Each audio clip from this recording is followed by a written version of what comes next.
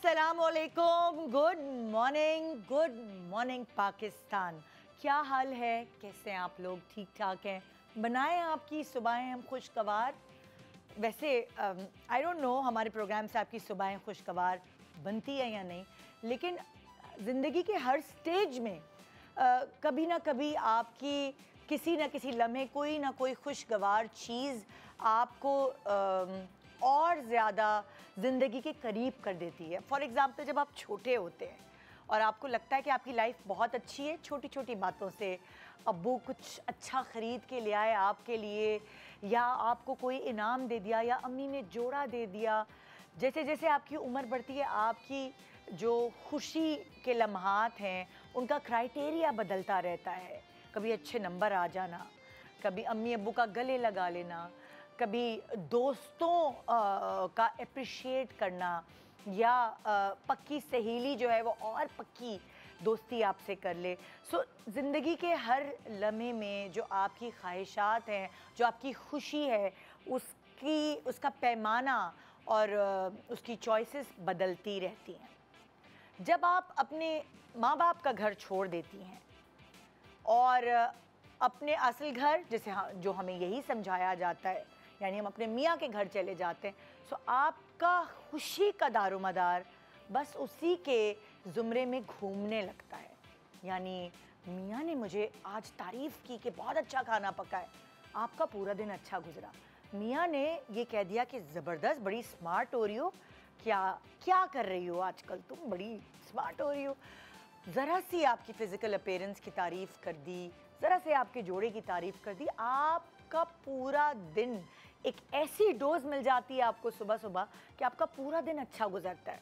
और फिर आप इन्हीं तारीफ़ें, इन्हीं प्यार, इसी मोहब्बत के सहारे ज़िंदगी अपनी वार देते हैं, अपनी गुजार देते हैं। वाइस वर्सा, हस्बैंड्स को भी अप्रिसिएशन चाहिए होती है, और अगर आप थोड़ी सी अपनी केयर, उनकी अप्रिसिएशन और उनकी मोहब्बत, उनको दिखाने की मोहब्बत अलग तरीके की होती है, उनको थोड़ी केयर चाहिए होती है, और वो केयर और जो आपके अपने फ़राइज़ हैं वो आप बखूबी अगर सर अंजाम दे रही हूँ, तो आपको ख़ुद भी लगता है कि आप एक परफेक्ट वाइफ हैं, आप एक परफेक्ट माँ हैं, आपने अपने करियर भी दाव पे लगा दिया, आपने कोई और चीज़ नहीं देखी, और आप अपने अंदर जो है ना वो एक बिल्कुल आपका ज़मीर मुतमईन चल रहा होता है।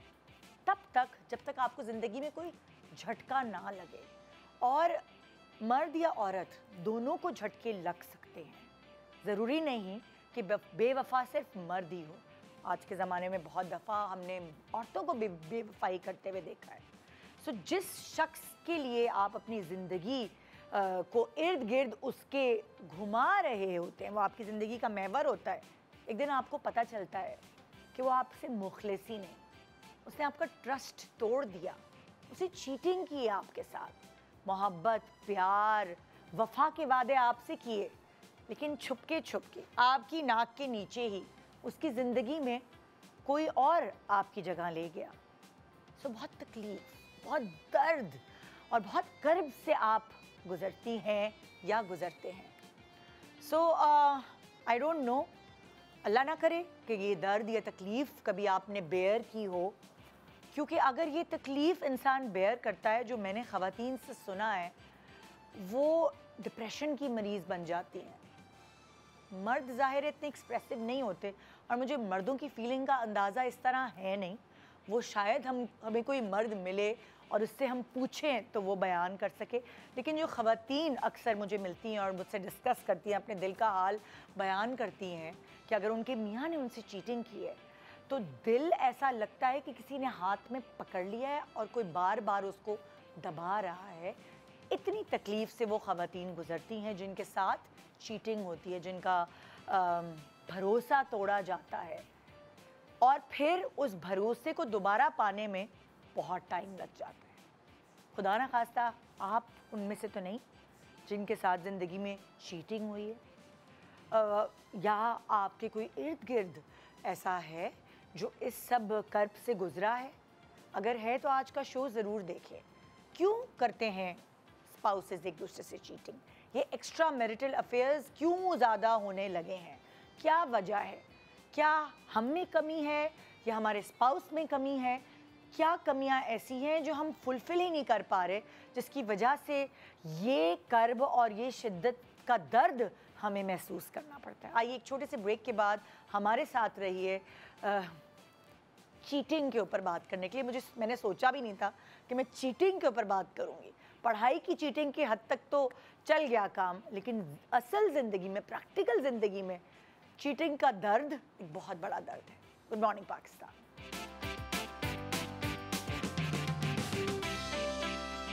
Welcome back. Good morning Pakistan.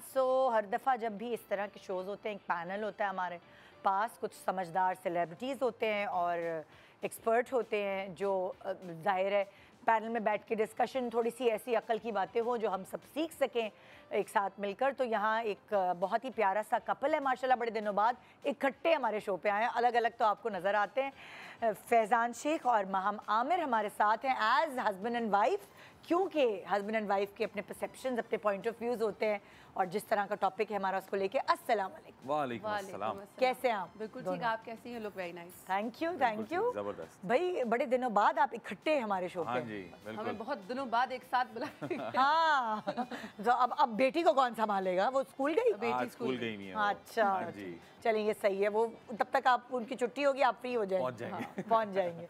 फिर हमारे पास जो एक्सपर्ट है आज, वो हैं साइमा हाशिम, जो कि साइकोथेरेपिस्ट एंड लाइफ कोच है। अस्सलाम वालेकुम, कैसी हैं आप? I am good. आप कैसी हैं? बिल्कुल ठीक ठाक। आप तो इन चीज़ों से गुजरती रहती होंगी। बिल्कुल। बीवी आ गई डिप्रेशन लेके, मियाँ ने चीटिंग की, मियाँ आ गया डिप्रेशन लेके। बिल्कुल। और मियाँ मैरिज आते हैं क्या? काउंसलिंग भी। हाँ बिल्कुल आते हैं। मियाँ भी आते हैं? बिल्कुल आते हैं। पता नहीं, मुझे यकीन कम ही नहीं आते आता हैं, कि औरत भी कभी चीटिंग कर सकती है, लेकिन ऐसा होता है। बिल्कुल। हाँ, मैं कभी कभार फिर वो हो जाती हूँ, औरतों की साइड हो जाती हूँ, लेकिन बहुत कहानियाँ सुनने में आ रही हैं आजकल। बिल्कुल। कैसा होता है। अच्छा, आज हस्बैंड एंड वाइफ, ज़ाहिर है सबकी अपने पॉइंट ऑफ व्यूज़ और कस्में, वादे, ये सब चीज़ें होती हैं। सो जब आप लोगों की शादी हुई थी, कोई आपने एक दूसरे के सामने कोई शर्तें रखी थी या कुछ ऐसी चीज़ें? होता है ना कभी ना कभी उस वक्त रखी थी, ना मुझे याद पड़ता आज तक कोई शर्त रखी है। ड्रामे में नहीं बैठ के सीन्स होते हैं, decide करते मेरे हैं चीज़ें। मेरे घर वालों का ख्याल रखना, तुम मेरे ही रहना, वो नहीं ड्रामों में सीन्स होते हैं जो कुछ। एक्चुअली ऐसा तो कुछ भी नहीं हुआ, क्योंकि मुझे लगता है कि एक अल्हम्दुलिल्लाह, माशाल्लाह माशाल्लाह अल्हम्दुलिल्लाह, एक touch wood। अंडरस्टैंडिंग, हाँ टच वुड, ये रहा, एक अंडरस्टैंडिंग होना बहुत ज़रूरी है। आई थिंक उसके बाद ही लोगों को शादी करनी चाहिए, क्योंकि हमारे यहाँ ये सवाल जो आपने पूछा है, why I am saying this is because आपको अगर एक रिलेशनशिप शर्तों के साथ और चीज़ों के साथ शुरू करना पड़े तो आई थिंक वो रिलेशनशिप होना ही नहीं चाहिए एट फर्स्ट, किसी भी किस्म का। और हस्बैंड एंड वाइफ का रिलेशनशिप इतना नाजुक सा और इतना ऐसा रिलेशनशिप है ना कि आपको हर चीज़ को साथ लेके चलना वैसे ही होता है, चीज़ गिवन ही होती है। और आई थिंक उसमें अगर हम पहले से ही शर्तें और वो सब चीज़, हाँ, एक दूसरे के बारे में जानना बहुत ज़रूरी है कि किसी की फैमिली किस तरह की है, दोनों की अंडरस्टैंडिंग उस हद तक होनी चाहिए कि कोई भी चीज़ हो जाए आप लोग एक दूसरे के साथ बहुत स्ट्रांगली खड़े हो। I think that's what we have done.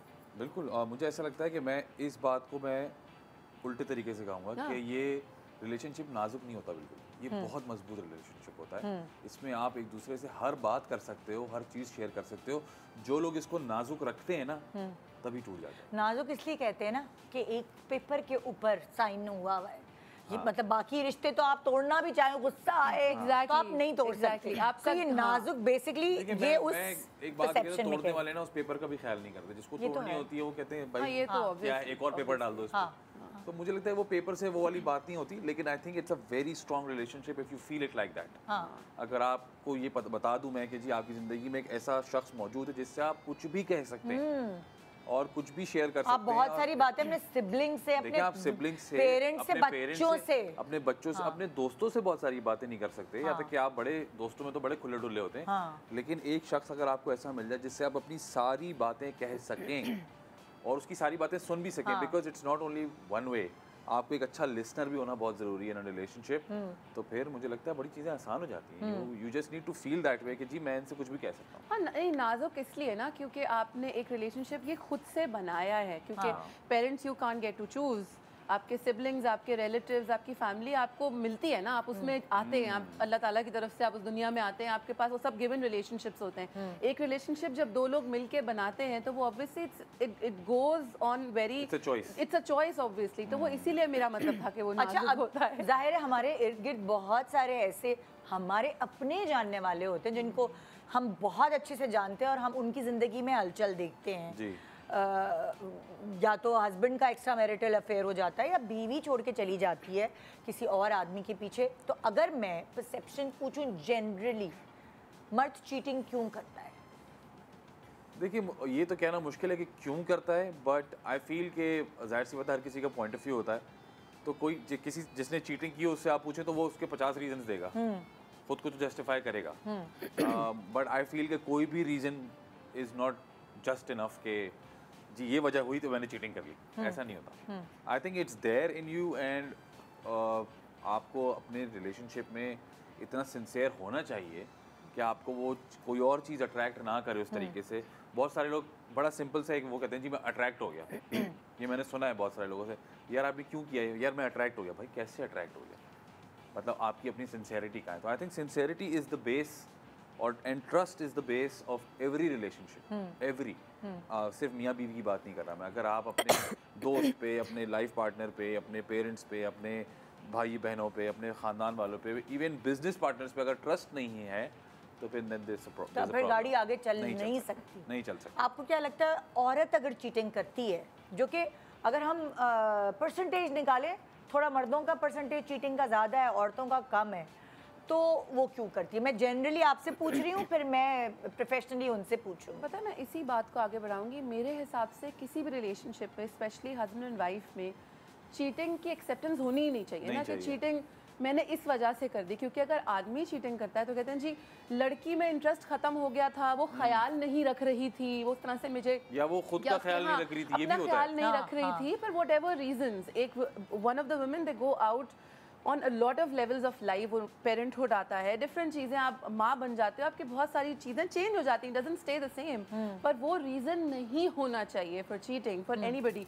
और लड़कों में भी यही कि अच्छा जी अच्छा कमाता नहीं था इसीलिए मैंने चीट कर ली। लड़कियों के मेरा ख्याल से ऐसे रीजन हो सकते हैं, घर पे बैठा रहता था, घर पे बैठा रहता है, मुझे सही से सपोर्ट नहीं किया फाइनेंशियली, या अब तो इमोशनली भी ऐड हो जाता है ना उसमें कि इमोशनली टाइम नहीं दिया, टाइम नहीं दिया, मेरा ख्याल नहीं रखा। कि लोग कंप्लेन करते हैं कि जी टाइम नहीं दिया गया, चाहे वो मर्दों की तरफ से हो चाहे खवातीन की। अच्छा मैंने मैं तो उसको बहुत एक सिली स्टूपिड सा रीज़न समझूंगी, पर उसके लिए शायद वो मैंने किसी की स्टोरी सुनी थी, कोई बहुत किसी ने बताई थी मुझे, और ये एक्चुअल स्टोरी थी कि the women choose to cheat on her husband because वो उसको पैसे कम देता था, लाइक खर्चा कम देता था, इसलिए उसने सोचा कि मैं अपने लिए दूसरा रास्ता अपनाऊं और मैं हस्बैंड को छोड़ दूं फॉर वट एवर रीजन कि जी कंजूस था इसलिए मैंने चीट किया। तो चीटिंग के तो जो चीटर है वही वाली बात, उसके पास 50 रीजन होंगे देने के लिए, तो जो मेरे और आपके लिए ठीक नहीं होंगे हम बोलेंगे यार ये किस तरह की फजूल बात है, ऐसे कैसे कर सकते हो आप, how are you even thinking about it, मतलब गलत बात है ये। लेकिन लोगों के लिए रीजंस होंगे, उसका तो कोई हो ही नहीं सकता कि लड़की ने या आदमी ने क्यों चीटिंग, उनके पास तो 150 रीजन नहीं। औरतों के पास ये भी रीजन होता है, देखता भी नहीं है मेरी तरफ, तारीफ नहीं करता, अप्रिशिएट नहीं करता, इंपॉर्टेंस नहीं देता। थोड़ा सा हमारी अपनी, हम सबकी भी गलती है एज अ सोसाइटी कि हमने बहुत सारी चीज़ों को नॉर्मलाइज कर दिया, व्हिच वी शुड नॉट। जैसे मैंने अक्सर लोगों से सुना है खवातीन को ही बोलते हुए आफ्टर अ बेबी कि अगर तुम अपने आप को दोबारा फिट नहीं करोगी, दोबारा अच्छी नहीं लगोगी तो वो तुम्हें देखना छोड़ देगा, उसका इंटरेस्ट खत्म हो जाएगा। What kind of सोच is this? Yes, this I have actually gone through reading a few places, जैसे आपके Facebook पे, सोशल मीडिया पे आपके प्लेटफॉर्म्स होते हैं separate, I don't want to name anyone, और उन प्लेटफॉर्म्स में मैंने अक्सर लड़कियों को ये बात करते हुए देखा है कि मेरे हस्बैंड ने मुझे कहा है कि अगर तुम बेबी के 3 महीने बाद वैसी ही नहीं हो गई जैसे शादी से पहले थी तो मैं फिर अपने लिए दूसरे रास्ते ढूंढूंगा, लाइक ओपनली। तो please women help me but how to lose weight, how to look a certain way, मतलब you can not have a baby and look like added pressure for no reason. Exactly, मतलब ऐसे नहीं हो सकता ना कि आप same goes for the guys as well. मैंने लड़कों के बारे में भी ये सुना है कि अच्छा जी अगर तुम मोटे हो जाओगे या तुम गंजे हो जाओगे, बाल गिर जाएंगे, गंजे ऐसे हो जाओगे, वैसे हो जाओगे, भाई मतलब you can't control such things. Specially अगर फर्ज करें कि जी एक बेबी हुआ है, उसका एक फेज होता है, उसका एक टाइम होता है। आप कैसे कह सकते हैं कि जी 2 महीने में दोबारा वैसे हो जाओ? कुछ लोग हो जाते हैं नेचुरली, कुछ लोगों की बॉडी ऐसी बिल्ट होती है। लोग एक्सपेक्ट करते हैं कि किसी के बच्चे हो भी और वो माएँ लगे भी ना। तो मुझे ये ऑनेस्टली बताऊं, ऑनेस्टली मुझे ये इंटरेस्ट समझ में नहीं आता कि ये इंटरेस्ट जो है ये देखने में क्यों है खाली। हालांकि बड़े बुजुर्ग तो ये कहते थे बच्चा हो जाएगा तो मियां तो तुम्हारी मुट्ठी में रहेगा। अब वो हमारे दिमाग में तो ये डाला गया है कि बच्चा पैदा कर लो तो वो तो तुम्हारी मुट्ठी में रहेगा, वो कहीं जाएगा नहीं। तो अब ये कॉन्सेप्ट हो गया है कि 3 महीने में नहीं सही हुई तो फिर वो इधर उधर मुंह मारेगा। कि अच्छा वो खुद से बता रहे हैं, वो खुद से हस्बैंड्स बता रहे हैं कि जी ऐसे हो जाएगा तो मैं ये कर लूंगा, तुम देख लो। मतलब उसमें भी वो लड़की की गलती है कि तुम देख लो मैं तो ये करूंगा, और लड़कियां भी ऐसे ही करती हैं। अब मैं ना फैक्ट्स पे जाती हूँ। ज़ाहिर है आप लोगों की फील्ड में फैक्ट्स होते हैं, आप लोगों की फील्ड में रिसर्चेज होती हैं जो कि किसी एक को देख के नहीं, बहुत सारे लोगों को देख के बनाई गई होती है। तो अब मैं आपसे पूछना चाहूँगी कि मर्द चीटिंग क्यों करता है और औरत क्यों करती है, आपकी साइंस क्या कहती है? ठीक है, अच्छा पहली बात तो ये कि ये ना काफ़ी इनफिडेलिटी जो है ना काफ़ी कॉम्प्लेक्स फिनोमिनन है। ये इतना इजी नहीं है जैसे आमतौर पे लोग बातें करते हैं ना कि फिज़िकल नीड या कोई एक पॉइंट ले लेते हैं उस चीज़ के लिए की होगी चीटिंग। नहीं, ऐसा नहीं होता है। बहुत सारे फैक्टर्स होते हैं, इमोशनल है, साइकोलॉजिकल है, आपकी अपब्रिंगिंग जब आप बच्चे थे, अब तो आप एडल्ट हो चुके हैं ना, लेकिन जब आप बच्चे थे आपके फैमिली डायनामिक्स बहुत कुछ उसमें ऐड ऑन होता है उस चीज़ में। और होता ये कि चीटिंग जो कर रहा होता है ना, वो मर्द हो या औरत हो, वो उसको चीटिंग समझ कर नहीं कर रहा होता। और ये भी नहीं होता है कि वो एक इंसान को छोड़कर दूसरे इंसान के पास जा रहा होता है। दरअसल वो कुछ ऐसा अचीव कर रहा होता है जो उसके अंदर लैकिंग होती है, जो उसको नहीं मिला होता उस रिश्ते से, या इन जनरल भी नहीं मिला होता, जो अपनी कमी पूरी कर रहा होता है। फॉर एग्जांपल लाइक मेरे पास एक काउंसलिंग के लिए आते हैं कपल, उनमें सबसे बड़ा इशू ये है कि हस्बैंड जो है बहुत ज़्यादा इंटेलेक्चुअल डिस्कशंस करना चाहता है। जब वो शाम में घर पे आए तो you know like current affairs, मुल्क में क्या हो रहा है या कोई भी ख़बरें हैं या कुछ भी ऐसा ऑफिस से रिलेटेड। अब बीवी एक हाउस वाइफ है, उसके पास ये सब चीज़ें, ये इन्फॉर्मेशन इन फर्स्ट प्लेस उसके पास है ही नहीं, तो जो चीज़ है नहीं वो आपको देगी कैसे? तो उनका कम्युनिकेशन जो है ना बहुत ज़्यादा ख़राब हो गया इस वजह से। वो कहते हैं कि मैं क्या बात करूं, मतलब मेरे पास बात नहीं है। मतलब एक टाइम देखा जाए तो वो भी अपनी जगह सही है और बीवी भी सही है। तो इस चीज़ के ऊपर फिर हम अब ज़ाहिर है कि उसे काउंसलिंग में काम कर रहे हैं। आपको कहने का मकसद है कि अगर फिर उसके अंदर वो चीज़ लैक करी है तो वो कोई और ऐसा पार्टनर ढूंढेगा जिसके साथ वो ये डिस्कशंस जो कि उसकी एक कमी है जिंदगी में, उसकी जो वो पूरी कर सके। एग्जैक्टली, जो उसकी अनमेट नीड है ना, जो पूरी कर सके। अब वो कोई भी हो सकता है। अब आप मुझे एक बात बताएं, अगर मैं आपसे इस तरह एक औरत के तौर पे पूछती हूँ, मर्द अक्सर करंट अफेयर्स और ये सारी बातें अपने दोस्तों के साथ डिस्कस करते हैं, बहुत कम मैंने उनको अपनी बीवियों के साथ की डिस्कशन करते हुए देखा है। वो ज़्यादातर अगर उनके अंदर ये कमी है, मतलब लाइक उनकी बीवी ये बातें नहीं करती, तो वो सब आदमी जब बैठते हैं, मर्द दोस्तों में बहुत जाते हैं, तो वो वहाँ बैठ के करंट अफेयर्स और पॉलिटिक्स और फलाना और धमाका उसकी बातें कर रहे होते, तो उनकी नीड्स तो उस तरह फुलफिल हो गई। लेकिन हर इंडिविजुअल की अलग इंसान, अलग रिश्ते से अलग नीड होती है ना, ठीक है। और एक बहुत ज़्यादा इम्पॉर्टेंट बात यह है कि कुछ फैमिलीज़ ऐसी हैं, जैसे बच्चे हैं, उन्होंने बचपन से पैदा होते ही बढ़ते हुए जैसे जैसे वो ग्रो हो रहे हैं, उन्होंने लेट्स सपोज देखा कि उनके फादर का कोई अफेयर था, ठीक है, फैमिली में कोई लड़ाई हुई, बातचीत हुई, सेटल हो जाते हैं मामला। और अक्सर यही कहने में आता है, लड़की को समझाया जाता है कि रुक जाओ, ठीक है, कोई नहीं, अगली बार नहीं करेगा, अभी हो गया, पहली बार हुआ है ना, फिर क्या हुआ। तो यहाँ पे आप देखें इनफिडेलिटी जो है ना, इसको बड़ा नॉर्मलाइज किया गया है, ठीक है। इसके लिए टॉलरेंस बहुत ज़्यादा दे दी गई है, ठीक है, क्योंकि एक चीज़ हुई थी, ठीक है, ख़त्म होगी, वो दोबारा भी हो सकती है, हो सकता है दोबारा आपको पता ना चले। तो जिस बच्चे ने अपने ग्रोइंग अप प्रोसेस में ये सब चीज़ें देखी और देखा कि हाँ ये चीज़ होती है, this is not something big, तो उसके अंदर भी ये उसकी टेंडेंसी बहुत ज़्यादा आ जाती है। यानी कि अगर आपके कहने का मकसद है कि अगर एक बच्चे ने अपने बाप को अपनी बीवी को धोखा देते हुए देखा है, यानी उसकी माँ को, या अपनी माँ को धोखा देते हुए देखा है अपने उसके फादर को, तो बच्चे जो हैं उनमें आप परसेंटेज बढ़ जाती है चीटिंग। उनके लिए बिग डील नहीं रहती ना, वो नॉर्मलाइज हो जाता है, क्योंकि हम अपने माँ बाप से ही सीखते हैं ना। फैमिली जो होती है ना, जो फैमिली है, जो हमारे केयर गिवर्स, जो पेरेंट्स हैं, जो वो करे होते हैं, हमारे लिए वही पूरी दुनिया होती है, वही वैल्यूज होती है, बन जाती है। यस, वही वैल्यूज होती है ना हमारी। तो वो उनके अंदर वो टेंडेंसी ज्यादा होती है धोखा देने की। And also one more point, in general भी जरूरी नहीं कि इनफिडेलिटी ही हो, इन जनरल भी कुछ लोग ना धोखा देना बहुत पसंद करते हैं, क्योंकि वो उनको इमोशनली बहुत ज़्यादा सुपीरियर फील करवाता है। उनको लगता है, हाँ, उनको ये लगता है कि जैसे सपोज मैंने आपको धोखा दिया तो मुझे फील होगा, देखा मैं कितनी स्मार्ट हूँ, मैंने निदा को धोखा दे दिया, यू नो, इमोशनली वो अपने आप को सुपीरियर फील करते हैं। ओके, तो वो सिर्फ बीवी के साथ नहीं है, उनको इन जनरल भी अच्छा लग रहा होता है लोगों को धोखा देना। अक्सर जो जनरली आपके इर्द गिर्द के केसेस होते हैं उसमें देखा होता है बीवी बड़ी डाडी है, बहुत अरसे तक बीवी बड़ी डाडी रही, थोड़े दिनों में पता चलता है कि अरे मियाँ ने तो छुप के दूसरी शादी की हुई थी, या उसका एक्स्ट्रा मैरिटल अफेयर था, और वो उसकी रीज़न यही बताई गई होती कि देखो बीवी तो मुझे ट्रीट करती थी ऐसे और बहुत ऊपर से आती थी, तो ये वाली बीवी या ये वाली जो लड़की है मेरी ज़िंदगी में, ये मुझे महसूस कराती है कि मैं सही मर्द हूँ। सेंस ऑफ कंट्रोल वहाँ पे मिल रहा है ना, वही देखिए वो नीड है उसकी कि मुझे कंट्रोल मिले, लेकिन अगर पहले रिश्ते में नहीं मिला तो वो ढूंढेगा नहीं मुझे ये मिले। हाँ हाँ बिल्कुल बिल्कुल। मेरे पास यहाँ वो कहते हैं ना कि ये इस तरह के शोज करके ऐसे ऐसे किस्से सुनने को मिलते हैं कि आपकी अकल हैरान रह जाती है कि दुनिया में ऐसा भी होता है। हमें तो फिल्में और ये ड्रामे लगते थे, लेकिन एक्चुअली स्टोरीज भी वहीं से पिक होती हैं। बिल्कुल। सो मेरे पास इस वक्त इकरा हैं, और इकरा प्लीज़ आके जो अपनी बात है वो हमसे शेयर करें। अस्सलाम वालेकुम इकरा जी, क्या बताएंगे आप? जी मेरी शादी को अभी 6 इयर्स हुए हैं और मेरा एक बेटा है 5 इयर्स का। मेरे हस्बैंड बिज़नेसमैन है, काफ़ी अच्छा बिज़नेस है उनका, अपना काम है। तो हम अपने बेटे को स्कूल में एडमिशन के लिए लेके गए। वैसे सारे काम मैं ही करती हूँ, मेरे हस्बैंड काफ़ी अवॉइड करते हैं कि तुम कर लो, वो जो है वो बिज़ी होते हैं काम में। तो एडमिशन मैंने ही करवाया, मैं ही छोड़ना लाना। तो पेरेंट्स टीचर मीटिंग में भी इतना इंटरेस्ट नहीं लेते थे। तो मेरे बेटे की क्लास टीचर हैं, वो डिवोर्स है हुई भी है उनकी, मुझे बाद में पता चला उनकी एक बेटी वो मेरे बेटे के क्लास में थी।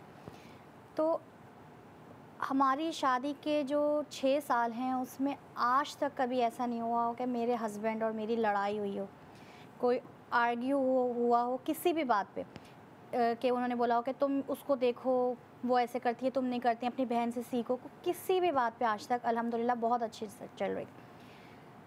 अब कुछ टाइम से ऐसा हो कि उन्होंने मेरे बेटे के स्कूल में इंटरेस्ट लेना शुरू कर दिया। मैं लेके चला जाऊंगा, मैं छोड़ूंगा, class teacher parents teacher meeting में छोड़ो, प्रोग्रेस ही तो पता करनी है, मैं चला जाऊंगा। बहुत मतलब मैंने कहा चलो अच्छा, बहुत इंटरेस्ट ले, पहले नहीं लेते थे। टीचर सब उसके टीचर से मेरी दोस्ती भी हो गई, फ्रेंडशिप हो गई हमारी, और ऐसी हो गई कि घर आना जाना।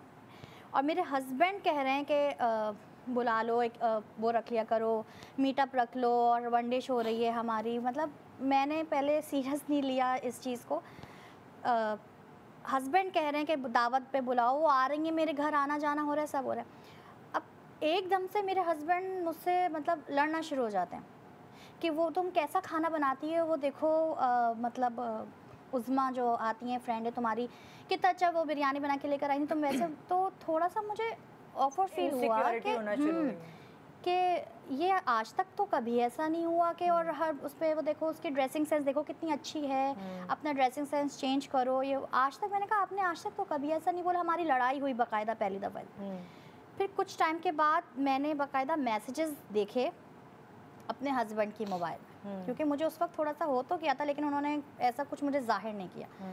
जब मैंने उनके मोबाइल में मैसेजेस देखे तो मतलब मुझे बहुत शॉक्ड हुई मैं कि उनके बाकायदा मोबाइल में मैसेजेस थे कि जो है वो अगर बता दो अपनी बीवी को नहीं छोड़ सकते तो शादी करो, तुम शादी भी नहीं कर रहे। और बाकायदा उनका अफेयर बाकायदा स्टार्ट हो चुका था। और मैं वो देखकर, क्योंकि मेरी बैग भी इतनी मजबूत नहीं है, पेरेंट्स मेरे हैं नहीं, एक भाई है, मैं छोड़कर भी नहीं जा सकती। वो मतलब मुझे छोड़ भी नहीं रहे, उससे शादी भी नहीं कर रहे, और अफेयर है उनका और वहाँ स्कूल से मैं निकाल भी नहीं सकती। तो आपने उनको बोला नहीं कि मतलब बोला, वो कह रहे वो मुझे फ़ौरन जो है वो तलाक की धमकी दे देते हैं कि मैं तुम्हें जो है वो छोड़ दूंगा, और लेकिन मैं इसको नहीं छोड़ सकता। अच्छा, ये उन्होंने कन्फेस कर लिया? जी, मैंने मैसेजेस देखे मोबाइल में। जब हमारी लड़ाई हुई तो उन्होंने ऐसा कुछ जाहिर नहीं किया, क्योंकि बोला तुम्हारा शक है। मैंने बाकायदा मोबाइल में उनके मैसेजेस आ रहे थे, मैंने कहा देख लूँ, वॉशरूम में थे, मैंने देखा तो मैं बिल्कुल शॉक्ड कि वो बाकायदा एक उनकी वो चल रही है कि आप मतलब मुझसे शादी कर लें, बता दें अपनी वाइफ को छोड़ दें, छोड़ नहीं सकते तो मुझे भी साथ रख लें। ये वो मतलब मैं बिल्कुल शौक। जब मैंने उनसे पूछा तो उन्होंने मुझसे बहुत लड़ाई करी कि हाँ ये ऐसा है और मैं इसको भी नहीं छोड़ सकता, मैं तुम्हें भी नहीं छोड़ूंगा, अगर तुम्हें साथ रहना है तो रहो, लेकिन शादी भी नहीं कर रहे अभी वो उससे। अच्छा। और उनका मतलब मैं बहुत ज़्यादा मेंटली डिस्टर्ब हो रही हूँ इस चीज़ से, बहुत डिस्टर्ब रहने लगी हूँ। बेटे पे भी तवज्जो नहीं दे पा रही हूँ, स्कूल भी मैंने कहा नहीं छोड़वा रहे वो, क्योंकि जाहिर सी बात है वो टीचर की वजह से। प्रिंसिपल को नहीं शिकायत कर सकती हैं जाके? मैं गई, स्कूल गई थी, मैंने बाकायदा मैंने हाथ जोड़े कि भाई तुम, आप भी एक औरत, आप मेरा घर क्यों ख़राब कर रहे हो? प्रिंसिपल को जाके क्यों नहीं बता रही? मैं कहाँ जाऊँगी फिर? अगर प्रिंसिपल को करूँगी मामला बढ़ जाएगा। मेरे पीछे कोई नहीं है मेरे सपोर्ट के लिए। मुझे अपने बच्चे की तरबियत करनी है, मुझे अच्छा पढ़ाना है, लिखाना है। मैं बस इस वजह से बहुत मजबूर हूँ। मैं कहाँ क्या करूँगी, कहाँ जाऊँगी मैं? इस चीज़ का वो फ़ायदा उठा रहे हैं। बस सही मुझे है, हम भी कुछ सोच के आपको मशवरे देते हैं सब, लेकिन एक छोटे से ब्रेक के बाद रहिए हमारे साथ। Good morning Pakistan.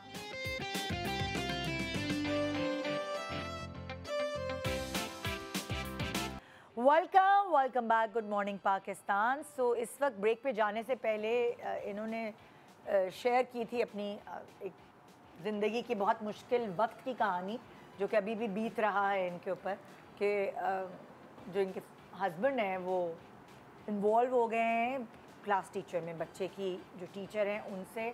और आप कभी कभार औरतें जो है उनको समझ नहीं आता कि वो सिचुएशन को हैंडल कैसे करें। सो पहले हम इनसे मशवरा लेंगे, फिर प्रोफेशनल हेल्प हम आपके पास लेने आएंगे। कोई ना कोई मशवरा अगर दे सकते हैं आप। मुझे बताएंगे, आपने बताया आपके एक भाई हैं, तो वो बड़े हैं आपसे, छोटे हैं? जी बड़े हैं, आपसे बड़े हैं। उनकी डेफिनेटली आपके हस्बैंड से भी बातचीत होती होगी। आप या तो उनके रूट, अमूमन होता क्या है कि आप, अगर आपको ऐसा लगता है कि आप उनसे, वैसे तो आप ये बात कर सकती हैं अपने हस्बैंड से, लेकिन आप जैसे कह रही हैं कि वो आपको धमकी दे रहे हैं, जो भी, आपको अपने बड़े भाई से बोलना चाहिए कि वो बात करें उनसे। अदरवाइज जैसे सबने कहा, या मुझे लगता है कि सब सजेस्ट करेंगे कि आपको स्कूल में एक फॉर्मल कंप्लेंट देनी चाहिए। मैं उनके पास गई थी, टीचर के पास बाकायदा मैंने हाथ जोड़े, उनसे बात करी। मैंने कहा अगर वो मान जाए तो। उन्होंने मुझसे कहा हाँ ठीक है, अब मैं नहीं आपके हस्बैंड से बात नहीं करूँगी, मैं समझ गई और आप सही कह रही हो। जब मैं घर आई मेरे हस्बैंड ने पूछा कहाँ गई थी, मैंने बोला स्कूल गई थी बात करने के लिए ना। तो उन्होंने बोला आइंदा अगर तुमने बात करने के लिए जाने के लिए बाहर कदम निकाला तो मैं तुम्हें खड़े के खड़े यहीं के अभी तलाक दे दूँगा, अगर अब गई तुम बात करने। प्रॉब्लम यही है ना कि वो आपको इस बात से डरा रहे हैं, तो आपको या तो अपने भाई से बोलना चाहिए कि वो आपके इस मामले में हेल्प करें, वो आपके शौहर से बात करें कि मेरे भाई भी फाइनेंशियली इतने स्ट्रॉन्ग नहीं है। इस बात के लिए ना, सच पे खड़े होने के लिए फाइनेंशियली स्ट्रॉन्ग होना ज़रूरी नहीं होता। अगर आप सही चीज़ के साथ खड़े तो इसमें फाइनेंशियल, और क्या पता वो इसलिए धमकी दे रहे हो कि उनको पता है कि पीछे कोई नहीं है, ये तो कोई स्टेप लेगी नहीं। क्योंकि मेरी भाभी भी मतलब उनकी आदत भी थोड़ा सा ऐसी है, वो वैसे ही नहीं रखती इतना आना जाना, इतना नहीं बर्दाश्त करती क्योंकि पेरेंट्स हैं नहीं। इस वजह से मैं बहुत मजबूर हो जाती हूँ कि मैं क्या करूँ। और आपको जाके ना उनसे, खातून से कुछ कहने की ज़रूरत नहीं है। आपको स्कूल की जो इंतज़ामिया है, जो मैनेजमेंट है, आपको वहाँ जाके फॉर्मल कंप्लेन करनी चाहिए कि ये क्या तरीका है। देखिए, क्योंकि वहाँ एक तो आपका बच्चा तो नहीं पढ़ता होगा खाली, कितने बच्चे पढ़ते होंगे, कितने पेरेंट्स आते होंगे, कितने शौहर आते होंगे। तो अगर वो प्रॉब्लम है तो फिर वो सिर्फ आपके हस्बैंड के साथ नहीं और भी लोगों के साथ हो सकती है, यू नेवर नो। तो उस मसले का जो जड़ है ना, उसको पकड़नी चाहिए। टीचर ने शायद इसीलिए बोल दिया कि अच्छा जी नहीं होगा, क्योंकि उसको डर होगा कि मैं बदनाम हो जाऊंगी। वर्क प्लेस पे जो है ना, आपकी एक अलग बिहेवियर होता है और आपकी एक अलग पर्सनैलिटी होती है, एक रिस्पेक्ट होती है जिसका आपको जाके ये बात करनी चाहिए कि देखिए, असातिज़ा की बहुत इज्जत होती है, कहते हैं वालिदैन की तरह होते हैं, तो उनको इस प्रोफेशन की भी रिस्पेक्ट करनी चाहिए। मैंने ये बोला कि प्योर और क्लीन प्रोफेशन है ये टीचर का, आप क्यों इसको ख़राब कर रहे हैं? तो आपको जाना चाहिए और स्कूल की इंतज़ामिया से भी बात करनी चाहिए और आपके बड़े भाई को आपके हस्बैंड से बात करनी चाहिए। आपकी फैमिली में और कोई बड़ा तो होगा, या कोई मतलब कोई रिलेटिव या हस्बैंड की फैमिली में कोई? एक्चुअली मेरी जो खाला हैं वो बाहर रहती हैं, एक ही मेरी अम्मी की बहन है वो बाहर रहती है। और आपके हस्बैंड की फैमिली में, आपकी हस्बैंड की फैमिली में जी सास की डेथ हो गई मेरी, और मेरी जेठ है मेरे, उनके साथ आपका रिलेशनशिप ऐसा है जिनसे आप बात कर सकते हैं? लेकिन वो अपने भाई के सपोर्ट में जो है वो ज़्यादा बोलते हैं। क्योंकि मैंने अपनी नन से बात करी थी कि ये इस तरह टीचर से इन्वॉल्व हुए हैं, तो उन्होंने कहा कि आप जो है वो कुछ ज़्यादा ही जो है शक करने लग गई हो, और भाई ऐसा क्यों करेंगे, टीचर है वो, टीचर के साथ और आपकी इतनी अच्छी फ्रेंडशिप है उनसे। मैसेज देखे और उन्होंने खुद एक्सेप्ट किया कि वो कर रहे हैं ये सब कुछ, तो आपको बड़ों से बात करनी चाहिए उनके। मेरी नन नहीं मानती। आप घर के जो मर्द हैं, जो ससुराली मर्द है, आप उनसे बात करें। खवातीन की जेठ है ना, तो जेठ से बात करें। बिल्कुल मेरी हिम्मत ही नहीं होती बात करने की। जेठ आपने क्या किया है? देखिए, आपने तो कुछ किया ही नहीं है। प्रॉब्लम यही होती है कि हम गलती पे नहीं होते, उसके बावजूद हमें डराया जाता है और हम डरते हैं। वो आप गलती पे नहीं है, फिर भी आपको डराया जा रहा है और आप डर बस रही हैं। एक ही उनके पास बात है, तलाक दे दूंगा मैं, तलाक हाँ, दे तो आपको अपने घर वालों के, जो उनके हस्बैंड के, आपके 6 साल आपकी शादी हो गई, तो अब आपके भी घर वाले बन गए ना, तो आपको उनसे बात करनी चाहिए, उनको इन्वॉल्व करना चाहिए और उन्हें बताना चाहिए कि एक्सेप्ट कर चुके हैं कि ऐसा है और ये मेरा वहम नहीं है, मैं शक नहीं कर रही हूँ। बिल्कुल बिल्कुल क्योंकि जब अगर खुद से कोई बात नहीं हो रही तो फिर दूसरों को इन्वॉल्व करना ज़रूरी हो जाता है at some point, I believe. और दूसरी बात, अगर आप इस चीज़ को बहुत छोड़ देंगी ना, तो ये फिर उनकी आदत बन जाएगी, क्योंकि अगर उन्होंने शादी नहीं करनी है उससे, तो फिर ये तो उनका मिजाज बन जाएगा कि कुछ अरसे बाद कुछ भी करूंगा वो यही बर्दाश्त करती रहेगी। शादी भी नहीं कर रहे हैं और रिलेशन भी रखा हुआ है। आपको थोड़ी सी डूबने से पहले तैरना पड़ेगा और वो उसके लिए आपको खुद सोचना पड़ेगा कि आपको क्या करना है, क्योंकि कोई भी घर का माहौल, कोई भी शख्स नहीं चाहेगा कि ज़्यादा दिन तक ख़राब रहे। अगर आप नॉर्मल हो जाएंगी और आप, आई डोंट नो हमारा ये मशवरा है, लेकिन अब आप क्या कहती हैं? अच्छा दीदा, इसमें सॉल्यूशन से पहले ना 2 बहुत वाइटल पॉइंट्स हैं जिस पे मैं बात करूंगी, जो हम अक्सर शोज़ में कर रहे होते हैं। एक तो बाउंड्रीज। देखें, जब टीचर को घर पे बुलाने की बात हुई, ये एक्सेप्टेबल होना ही नहीं चाहिए था इन फर्स्ट प्लेस, ठीक है ना, क्योंकि इनको पता तो नहीं था ना कि ये कहानी है। वो देखिए यही तो बाउंड्रीज है, पता हो या ना पता हो, टीचर का काम ही नहीं है घर पे, ठीक है ना, उनका प्रोफेशन अलग है। आप मतलब सॉरी अलग नहीं प्रोफेशन, मतलब वो प्रोफेशनल हैं, आपके बच्चे की टीचर हैं, उनको फैमिली मिलाना और खाने वो पका रही हैं या आप पका के उनको खिला रही हैं, व्हाट इज दिस? ये बिल्कुल बाउंड्रीज में चीज़ आती नहीं है। हाँ, इसको आप सेंस कर सकते हैं कि क्यों, I mean what's the need, कोई ज़रूरत है ही नहीं उसकी ना, बिल्कुल अननेसेसरी था। अच्छा, दूसरी बात ये कि ये भी बात हम अक्सर करते हैं कि फाइनेंशियल इंडिपेंडेंस। देखिए, यहाँ पे बैठे हुए 15-20 मिनट में इन्होंने कितनी बार कह दिया कि मैं ये नहीं कर सकती हूँ या मेरी बैक नहीं है, मैं वीक हूँ। हमें ये पता चल गया तो इमेजिन इनके हस्बैंड को कितनी अच्छी तरह पता होगा, और वो इसी चीज़ का फ़ायदा उठा रहे हैं, बार बार कह रहे हैं मैं तलाक दे दूंगा, तलाक दे दूंगा। शादी वहाँ भी नहीं करनी, मतलब वो अपना टाइम पास करें, अपनी नीड्स पूरी करें, जो भी इनकी नीड्स होंगी, लेकिन शादी वहाँ भी नहीं करनी, और इनको भी प्रॉपर दबा के रखना है कि भाई यही है, इसी तनख्वाह में काम करो, इससे ज़्यादा और कुछ नहीं होगा। अब बात है सॉल्यूशन पे, थोड़ी सी हिम्मत करनी पड़ेगी आपको, क्योंकि देखें, अपने लिए जब आप आवाज़ नहीं उठाएंगी, आप बात नहीं करेंगी, तो कोई दूसरा भी बात नहीं करेगा। और गलत हो रहा है ये उनको कैसे पता चलेगा? अगर आप आसानी से एक्सेप्ट कर लेंगे तो कहेंगे ठीक है, सही है, कोई ऐसा काम में कुछ गलत कर ही नहीं रहा। आप उनको बिठाकर उनसे बात कीजिए, एंड मोस्ट इम्पॉर्टेंट, उस टीचर की तो कंप्लेंट कीजिए, जाकर एप्लीकेशन लिख कर लेकर जाएं, उर्दू में लिख लें, इंग्लिश में लिख लें, जो भी आपको आता है। कुछ भी नहीं होगा, आपके हस्बैंड क्या करेंगे? कुछ नहीं करेंगे। देखें, इंसानी फितरत और साइकोलॉजी है, जब उस टीचर के ऊपर एक ख़तरा आएगा ना, नौकरी छिन जाना ना एक अच्छी खासी बात होती है। आप ये कोशिश कीजिए, वहाँ जाइए और वहाँ प्रिंसिपल को जाकर ये कहिए कि प्रोफेशनलिज्म क्या है, हमारा तो ट्रस्ट ही ख़त्म हो जाएगा ना टीचर्स पे से, तो हम एज फैमिली तो हम स्कूल आ ही नहीं सकते कि हम क्या मर्दों को घर पे रख कर आएँ। आपके अंदर जो भी है, जो आप फील कर रही हैं, वो जाकर कहें। शायद ये इसलिए है कि मेरे अंदर हिम्मत नहीं है, और मैंने बिल्कुल जो है वो अपने बेटे की खातिर उसका कि कैसे मैं उसकी तरबियत करूँगी, इस वजह से मैं लूज पड़ गई। आपके अंदर हिम्मत तभी आएगी जब आप अपने बेटे की खातिर ही खड़ी होंगी, क्योंकि ये चीज़ फिर उनकी हैबिट बन जाएगी आपके हस्बैंड की। आपको अपने बेटे का ही सोच के, उसके फ्यूचर का ही सोच के खड़े होना पड़ेगा। पहले अपने अंदर हिम्मत पैदा करेंगी, तभी कोई मतलब आगे आप बढ़ पाएंगी ना, कुछ स्टेप उठा पाएंगे। और ये तो पहले किसी ने सोचा भी नहीं होता ना कि ये होगा, लेकिन जब हो गया है तो अब इसको फेस कैसे करना है, हिम्मत तो लानी पड़ेगी, वरना कुछ नहीं हो सकता। मतलब कोई ऐसी चीज़ को फॉर्मूला नहीं है जो कोई भी बता दे इनको कि ये इस तरह से हो जाएगा। एक ही तरीका है, वो ये कि आपको हिम्मत करनी पड़ेगी, और सबसे पहले तो उसके वर्क प्लेस पे स्कूल जाइए और कंप्लेंट कीजिए। मैं तो कहती हूँ कंप्लेन। और इवन ये जो ये वाली बात है ना कि मुझ में हिम्मत नहीं है, आई अंडरस्टैंड कि इतनी बड़ी चीज़ है, नहीं आपने सोचा भी नहीं होता कि आपका हस्बैंड आपके साथ ऐसे कर सकता है, या कोई भी ऐसे आपके साथ हो सकता है कि मैं क्यों, मेरे साथ हो गया तो यकीन ही नहीं आता कि मेरे साथ ऐसी चीज़ हुई है। और अगर हुई है तो या तो आप ये बात सोच लें कि अच्छा ये हो गया है, मैं कमज़ोर हूँ, अभी जैसे चल रहा है इसको चलने दें। अगर वो भी बर्दाश्त नहीं हो रहा तो फिर तो you will have to stand on your. और बहुत सारी ऐसी औरतें करती हैं कि नहीं कर सकते तो बस रहने दो। मैंने तो ऐसी भी औरतों को देखा है कि अच्छा उन्होंने ये तस्लीम कर लिया कि भाई हमारे मियाँ तो ऐसे ही है, शादी नहीं करते, वो सही है, हमें तो हमारे खर्चे पूरे कर रहे हैं, हमारी जिंदगी तो चल रही है। मैंने ऐसी औरतों को भी दस्तबरदार होते हुए देखा अपने रिलेशनशिप से, करने दो। आपको पता है, मैंने खुला छोड़ा हुआ है, वो जो फखर से कहती है, जो आपका बेटा है ना, वो भी ये चीज़ आज आपको पता चला है, कल उसको भी पता चलेगा, और जब उसको पता चलेगा तो वो ज़रूर अभी नहीं पूछेगा शायद, लेकिन थोड़ा बड़ा होने के बाद ज़रूर पूछेगा कि आपने इस चीज़ के लिए स्टैंड क्यों नहीं लिया, क्योंकि कोई औलाद नहीं चाहती कि उसके माँ बाप सफ़र करें। मैं शायद ये भी सोचती हूँ कि उसके ऊपर गलत असर ना पड़े, कि वो देखे इस चीज़ का तो ज़्यादा गलत असर है आपस में, और क्या वो अपने ऊपर दरअसल हमारे पता ही नहीं ना गलत असर और सही असर है क्या? बात सबसे बड़ी है। अच्छा देखिए, आपने पहला स्टेप ले लिया, आप यहाँ आ गई हैं ना, अब बैठ गई हैं, ये भी आपकी हिम्मत है और मैं बहुत ज़्यादा अप्रिशिएट कर रही हूँ आपको इस बात के लिए। अब और ज़्यादा हिम्मत करनी है, इससे ज़्यादा हिम्मत की ज़रूरत है।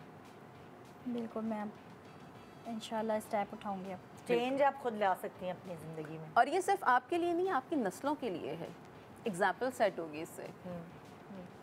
मैं बुलाऊंगी अहमद को, क्योंकि वही वाली बात, जब हम इस थीम को डिज़ाइन कर रहे थे और हम कह रहे थे ये बात करना बहुत ज़रूरी है, इर्द गिर्द बहुत सारे किस्से कहानियाँ नज़र आ रहे हैं, तो पहले मैं खाली कह रही थी कि ख़वातीन को ही प्लीज़ आइए, ख़वातीन के ऊपर ही बात करें, तो मेरी पूरी टीम ने कहा कि नहीं ऐसा नहीं है, हाँ हमें मर्द हजरात की चीज़ों को भी सुनना चाहिए, क्योंकि उनके साथ भी ऐसा हो रहा होता है जो कि तस्लीम करना माशरे में बड़ा मुश्किल होता है, लेकिन ऐसा है।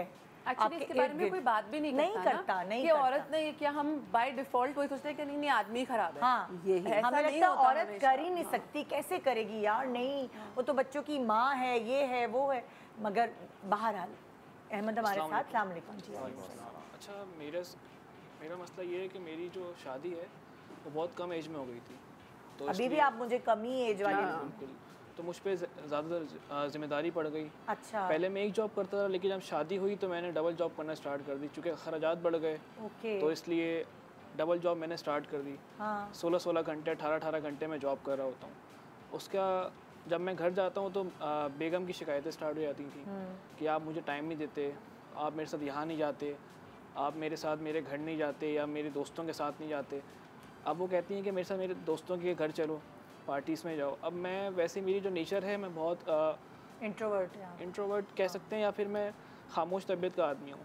मैं इन जगहों पे नहीं जाता, पार्टीज़ वगैरह में। मैं ये कहता था कि आप चली जाएं, मैं आपको छोड़ के आ जाऊँगा, लेकिन मैं खुद नहीं जाऊँगा वहाँ पे, क्योंकि मेरी आदत नहीं है, मैं इस तरह का हूँ भी नहीं। लेकिन वो वही बात कि आप मुझे टाइम दें, ये है वो है, लेकिन मैं उनको टाइम नहीं दे पा रहा था। मैं उनको ये कहता था कि अगर मैं आपको टाइम दूंगा तो फिर जो मैं जॉब कर रहा हूँ 2-2 वो कैसे करूँगा मैं, क्योंकि मेरी भी जाहिर सी बात है ज़िंदगी, मुझे भी सुकून चाहिए। मैं एक 18-18 घंटे जॉब कर रहा हूँ, वो किस लिए जॉब कर रहा हूँ मैं? आपके लिए, एक हमारा बच्चा भी है, मैं उसके लिए जॉब कर रहा हूँ ना, अपने लिए तो नहीं कर रहा मैं। लेकिन वो इस बात को समझने के लिए रेडी नहीं थी। कुछ टाइम गुजरा, उसके बाद ये मुझे रियलाइज़ हुआ कि उन्होंने शिकायतें करना छोड़ दी हैं। वो मुझे लगा कि ठीक है, ये मेरे साथ इस कंडीशन में स्टेबल हो गई हैं, लेकिन मैंने ये चीज़ रियलाइज़ की कि ये इनका जो माइंड है, अब ये फिज़िकल तो भले कि घर पे होती थी, लेकिन इनका जो माइंड था वो मोबाइल में लगा होता रहा। फिर टिकटॉक ही बनाती थी। अच्छा, मैं जो हूँ, मैं टॉक्सिक पर्सन नहीं हूँ, मैंने उनको किसी चीज़ के लिए रोका नहीं आज तक कि यहाँ ना जाओ, वहाँ ना जाओ, ये मत पहनो, मैं किसी चीज़ के लिए रोकता नहीं हूँ। ये टिकटॉक ही बनाती थी, ये मोबाइल में लगी हुई होती हैं, 24 घंटे मोबाइल में लगी हुई होती थी।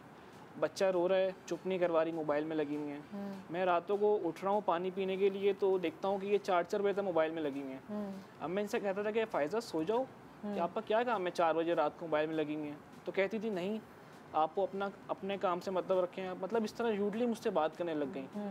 और ये हुआ, उसके बाद थोड़ा टाइम बाद मैं घर गया, तो मैं घर जाके देखता हूँ कि मेरे घर पे ना मेरी वाइफ है और ना मेरा बेटा है।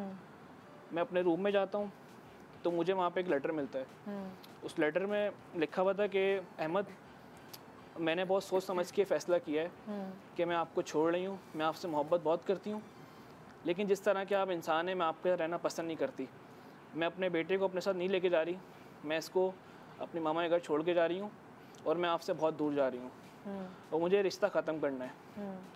जब मैंने ये लेटर देखा तो मेरे तो रोंगटे खड़े हो गए, क्योंकि मैं, जाहिर सी बात है, मैं सोच भी नहीं सकता कि जिस लड़की के लिए मैं 18-18 घंटे जॉब कर रहा हूँ बाहर, वो मुझे छोड़ के जा रही है किस वजह से कि आप मुझे टाइम नहीं देते। मैंने इनके घर में जाके देखा तो वाकई में घर में खाली मेरा बेटा था, और ना वो थी, घर वाले ही परेशान थे कि वो लड़की कहाँ चली गई। उनके घर में, मेरे घर में, सब घर वालों ने ढूंढा। मैंने यहाँ तक कि थाने में कंप्लेन भी कराई, जब इनको पता लगा कि मैंने थाने में कंप्लेन कराई है, तो फिर मुझे कहीं से इनकी कॉल आती है कि देखो अहमद, बात ये है कि मैं आपको छोड़ चुकी हूँ, तो बराए मेहरबानी मेरा पीछा छोड़ दो। और उन्होंने मुझसे इस तरह की बदतमीज़ी की कि मैं यहाँ पे ऑन एयर बता भी नहीं सकता। ऐसे ऐसे अल्फाज मेरे यूज़ किए, मेरे लिए, मेरी ज़ात के लिए, मेरे घर वालों के लिए ऐसे अल्फाज यूज़ किए, मेरी ईगो को हर्ट किया, मुझे प्रोवोक किया कि आप मुझे तलाक दे दें वरना मैं आप पे कानूनी कार्रवाई कर सकती हूँ और मैं आप पे ये इल्ज़ाम लगा सकती हूँ, वो इल्ज़ाम लगा सकती हूँ, फ़लाँ फ़लाँ। तो मैं डर के मैंने उनको कॉल पे तलाक दे दी और इस बात को 2 साल हो चुके हैं। अभी पिछले मंथ मुझे न्यूज़ मिलती है कि ये, क्योंकि ये इन्होंने मुझे बताया था कि ये लड़के के साथ जो हैं वो लाहौर चली गई हैं, शिफ्ट हो गई हैं। इनकी कोई, मुझे पता लगा था कि इनकी कोई टिकटॉक पे किसी लड़के से बातचीत हुई थी और तो ये टिकटॉक पे इनकी बातचीत हुई, फिर इनको पसंद वसंद आ गया, मोहब्बत हो गई, तो ये वहाँ से मुझे छोड़ के उस लड़के के पास लाहौर चली गई, शिफ्ट हो गई। मुझे पता लगता है कि ये 1 महीने बाद अपने घर वापसी आती हैं और इसलिए वापसी आती हैं कि इनको जो जिस लड़के के चक्कर में मुझे छोड़ के गई थी वो इनको छोड़ के भाग गया है। तो वो अब लाहौर से वापसी घर पे आती हैं, रोती हैं, माफ़िया मांगती हैं, अपने बच्चे को संभालती हैं। जब मुझे पता लगता है कि वो वापसी आ गई हैं 2 साल बाद, तो मैं बहुत मुश्किलों से उनके घर जाता हूँ और उनसे खाली एक सवाल पूछता हूँ कि फ़ायज़ा, मुझे ये नहीं पूछना कि तुम 2 साल कहाँ रही हो, किसके साथ रही हो, उसने कैसा ट्रीट किया, मुझे खाली इतना बताओ कि तुमने क्यों किया मेरे साथ ऐसा, मेरी क्या चीज़ कमी थी। तो शी रिप्लाई कि आपके अंदर एक मसला था जिसकी वजह से मैं आपको छोड़ चुकी थी और वो मसला ये था कि आप बहुत सादा इंसान हो, सादा इंसान, बहुत सादगी पसंद है और आप मेरी कोई बात नहीं मानते या मुझे टाइम नहीं देते, तो इस वजह से मैं आपको छोड़ के जा चुकी हूँ और अब मैं आपके रहना भी नहीं चाहती। तो ये हुआ है मेरे साथ। तो वो जैसे हमने पहले ही बात की थी ना कि चीटिंग की जस्टिफिकेशन देते हैं सब इसी तरह के, उसमें ये प्रॉब्लम थी, उसमें ये प्रॉब्लम थी। सो अब आप क्या चाहते हैं? आप क्या उनसे दोबारा पैचअप चाहते हैं? मैं दोबारा पैचअप, तो जाहिर सी बात है, चूँकि मैंने इतना इन्वेस्ट कर दिया है, 2 साल, हमारी शादी को 5-6 साल हो चुके हैं इस बात को ना। हाँ। हमारा 3-4 साल का, 4 साल का बेटा भी है मेरा, वो भी मुझे नहीं दे रही, वो भी उन्होंने अपने पास रखा हुआ है, अपनी जो लड़के की नानी है उनके पास रखा हुआ है और वो उधर ही हैं और वो ना मुझसे मिलने देती हैं। अब तो जिस तरह वो उनका बेटा है, मेरा भी बेटा है, मेरा भी हक है। कसूर तो बेसिकली उनका था, तो आपका तो कसूर नहीं था। बिल्कुल। अब मैं जब बेटे के पास मिलने के लिए जाता हूँ तो बस बेटा सो रहा है। आप क्या चाहते हैं? आप बच्चे से मिलना चाहते हैं? बिल्कुल, बच्चे से मिलना चाहता हूँ। अब जिस तरह मेरे साथ जो हो चुका है वो तो हो चुका है, तो लेकिन तो आप कोर्ट के थ्रू नहीं जा सकते? मैं बदनामी की डरता हूँ, मैं, जाहिर सी बात है। अब तो डिवोर्स हो गई, सब कुछ हो गया, अब तो कोई ऐसी चीज ही नहीं रही। बदनामी किस चीज़ की? बदनामी आपकी तो ना हुई। वही अगेन यही घबरा वाली बात है, बदनामी आपकी तो ना हुई इस बात पे। बदनामी तो जिसने की है वही वाली बात है, जब जो कर रहा है वो बिल्कुल सेफ है, उसको संभाल के रख दिया कि नहीं नहीं बात आगे ना जाए, हश हश कर दो। बदनामी तो उसकी होनी चाहिए जिसने सब कुछ किया है, आपकी थोड़ी होनी चाहिए। और होनी चाहिए, बिल्कुल होनी चाहिए। You need to name them and shame them at point कि भाई ये तो, क्योंकि ये तो कोई बात नहीं है कि आप बहुत सादा हैं। मैं आपको बताऊं, मैं आपके साथ नहीं रह सकती। This is not the first time I am hearing this. I have read it somewhere कि इसने बोला जी मैं अपने हस्बैंड के साथ, उनके साथ मेरी नहीं बनती थी क्योंकि बड़े सादा से हैं भाई, उनको तो किसी चीज़ की वो ही नहीं है, ना कोई, ना मेरी तारीफ करते हैं, ना ये चीज़ करते हैं, बड़े ही सादा तबीयत के, ना कहीं यहाँ लेके जाते हैं, ना इंटरेस्ट दिखाते हैं किसी चीज़ में।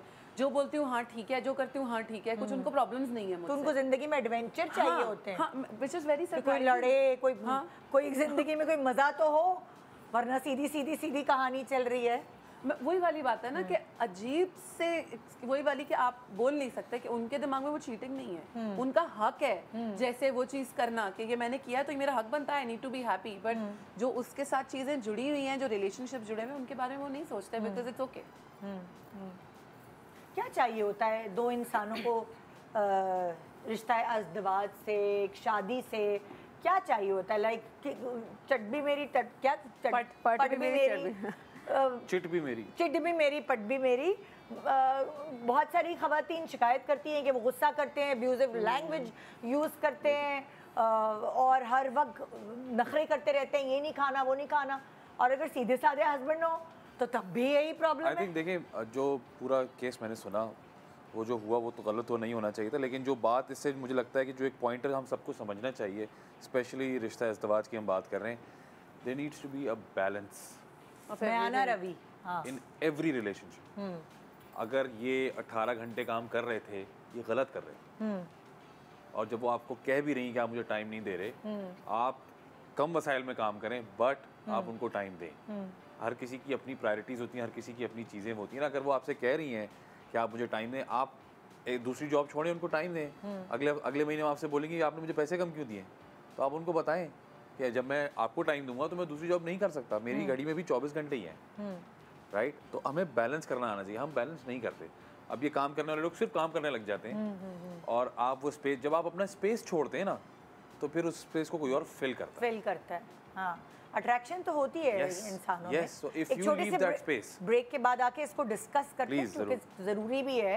मुझे हालांकि आई डोंट नो, मुझे ऐसा लगता है कि मैं किसी औरत के लिए बात कर रही हूँ तो मुझे वो कोई मेरी अपनी है जिसको मैं डिफेंड करूँ, या मुझे बहुत दुख होता है कि कभी औरत अगर ये करती है या औरत चीटिंग करती है तो मुझे तकलीफ़ होती है सुनकर, चाहे वो कोई भी हो, जिसको चाहे मैं जानती भी नहीं हूँ।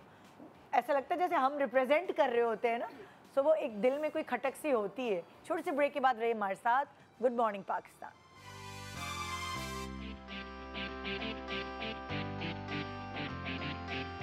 Welcome back. Good morning Pakistan. हम अपने शो को वहीं से जोड़ते हैं। अहमद के ऊपर हम डिस्कशन कर रहे थे, आपने उसको ये मशवरा दिया था कि ज़िंदगी में मयाना रवि बहुत ज़रूरी है, काम करें तो काम कर रहे थे वो, ठीक है ना। आपकी बात कंप्लीट हो गई थी? जी जी बिल्कुल। मैं बस ये कह रहा था कि किसी भी रिलेशनशिप में, सिर्फ अहमद के लिए नहीं, किसी भी रिलेशनशिप में बैलेंस होना ज़रूरी है। अगर आपका स्पाउस आपसे ये कंप्लेन कर रहा है कि आप उसको टाइम नहीं देते, तो इसका मतलब है कि देयर इज अ प्रॉब्लम। और इसमें कोई बुरी बात नहीं अगर आपका स्पाउस कह रहा है कि मुझे टाइम दो, बिल्कुल भी बुरी बात नहीं है। अगर आप अच्छी बात है। अगर आप अपने स्पाउस को टाइम नहीं देंगे तो फिर और किसको देंगे? और अगर वो आपसे ये कंप्लेन कर रहा है कि जी आप उसको टाइम नहीं दे रहे, उसको किसी और ने टाइम दे दिया, तो फिर आप पे बुरा टाइम आ जाएगा। सही। तो आप कोशिश करेंगे आप सही टाइम दें। टाइम की बात। जी टाइम की बात है, क्यों? बिल्कुल। नहीं, मैं कह रही थी कि यही बात ऑब्वियसली कि you have to make a balance in everything. ज़रूरी है कि आप बैलेंस से रखें। और वाकई अगर आपसे वो कंप्लेन कर रही हैं इस चीज़ की, मैं ये बिल्कुल नहीं कह रही कि उसने सही किया, उसने ऐसा कर लेना चाहिए था। नहीं, जनरल बात पे भी नहीं। आजकल ये भी बहुत जाता है कि इन्होंने उसको लड़की थी तो सपोर्ट कर दिया, वैसे ही हमने बोल दिया कि जो औरतों के लिए हम फील कर लेते हैं तो इसीलिए। लेकिन हाँ, वाकई अगर उन्होंने कंप्लेन की है, व्हिच मीन्स दैट ज़रूरी था उस वक्त उस बात को समझना कि दो लोग अगर आपस में बात करके उसको डिस्कस या सॉर्ट नहीं कर लेते तो फिर फ़ायदा क्या रिलेशनशिप। बिल्कुल। आप क्या कहेंगी? अच्छा, हमारे यहाँ जो चीज़ें पहले करने की या सोचने की होती है ना, वो बाद में सोची जाती है ना, कि बाद में पता चला कि मुझे तो ये चाहिए था, या ये नहीं था, या ये ज़्यादा था, ये कम था। तो इसी के लिए कहते हैं कि शादी से पहले थोड़ा बहुत मेल जोल हो। उनसे हमने पूछा नहीं कि कोई मेल जोल था, एक दूसरे के इंटरेस्ट पूछें और ये पूछें कि आप कैसी लाइफ मतलब सोचते हैं कि होनी चाहिए, मैरिड लाइफ, बीवी कैसी होनी चाहिए, हस्बैंड का रोल क्या होना चाहिए, ये डिस्कशंस होने चाहिए। वैसे तो प्री मैरिज काउंसलिंग लाजमी है, लेकिन अगर काउंसलिंग नहीं तो एटलीस्ट घर के बड़े जो हैं, अब मतलब हम उन चीज़ों से बाहर निकल आएँ कि जी नहीं ये बातें ना हो, शादी कर दें। और ये सारा शादी करने के बाद फिर ये मसाइल बहुत ज़्यादा निकल, जैसे उन्होंने कहा कि जी आप तो बहुत सिंपल हैं। सिंपल होना कोई बुरी बात नहीं है, लेकिन सिंपलिसिटी उनको नहीं चाहिए थी। तो अगर शायद ही पहले पता होता तो हो सकता है शादी ही ना होती कि जी मुझे तो सिंपल इंसान नहीं चाहिए। तो वो बहुत बाद में जाकर पता चला। लेकिन इन बातों का मकसद ये नहीं कि जो इनफिडेलिटी थी उसको हम कोई एडवोकेट कर रहे हैं, लेकिन हम ये बात करना चाह रहे हैं कि क्यों ना थोड़े से ऐसे मेजर्स लिए जाएं कि ऐसा वक्त आए ना। बिल्कुल। और वो भी जोड़े भी इसलिए कहते हैं ना कि आप मंगनी हो गई या बात पक्की होगी तो लड़का लड़की को आपस में थोड़ा बात करने दें, ताकि वो देख तो सके कि हाँ, अगर आपकी ज़िंदगी जिसके शख्स के साथ आपने इतनी साल गुजारने हैं, अपनी ज़िंदगी का आधे से ज़्यादा हिस्सा गुजारना है, अगर आप ज़िंदगी आपको बहुत अजीब लगे, उसके साथ लगे ही नहीं कि आप दोनों एक जैसे हैं, तो मुश्किल हो जाती शायद गुजारनी। एक जैसा, वही वाली बात कि एक जैसा होना शायद ज़रूरी नहीं, लेकिन दूसरे की पता होना ज़रूरी है। हमारे यहाँ अब भी सैडली ऐसी फैमिलीज़ हैं जहाँ पे मंगनी के बाद तो बिल्कुल ही बातचीत करना मना है, निकाह करा देते हैं कि जी नहीं मंगनी में डिपेंडेंट है। मंगनी के बाद फिर मंगनियाँ टूट बहुत जल्दी जाती हैं, क्योंकि वो मंगनी करा के और फिर एक दूसरे को समझने का कुछ फैमिलीज़ में टाइम दिया जाता है। वो भी बहुत कम परसेंटेज शायद होगी कि जहाँ पे ये कहा जाता है कि जी अब मंगनी हो गई, आप दोनों से बात कर सकते हैं या मिल सकते हैं या व्हाटएवर, जो भी केस इस तरह का होता है। और फिर वो इस डर से कि जी मंगनी टूट जाएगी क्योंकि अंडरस्टैंडिंग होगी ही नहीं, एक इंसान को आप पसंद ही नहीं कर रहे हैं, आपकी दोनों की इतनी ज़्यादा चीज़ें डिफरेंट हैं। क्योंकि देखिए आप वो उनका वो जो अफेयर था वो ख़त्म भी हो गया है, वो घर भी वापस आ गई हैं, मगर वो फिर भी रिश्ता नहीं कंटिन्यू करना चाह रही अपने हस्बैंड के साथ। तो उनकी बिल्कुल ही आपस में जबकि वो जबकि अब्यूजिव नहीं है, कोई और ऐसी खराबी नहीं है, मगर फिर भी मतलब ज़रूरी नहीं कि कोई बुराई हो, लेकिन वो इंसान वैसा नहीं है जैसा आपको चाहिए। बिल्कुल, ये बात है। तो हमारे पास आपका नाम, सॉरी? सबा। सबा। सबा, आप क्या कहेंगे? अस्सलाम वालेकुम। मेरा नाम सबा है और मेरी स्टोरी आप लोगों को सुनने में थोड़ी सी अजीब लगेगी। अच्छा जी।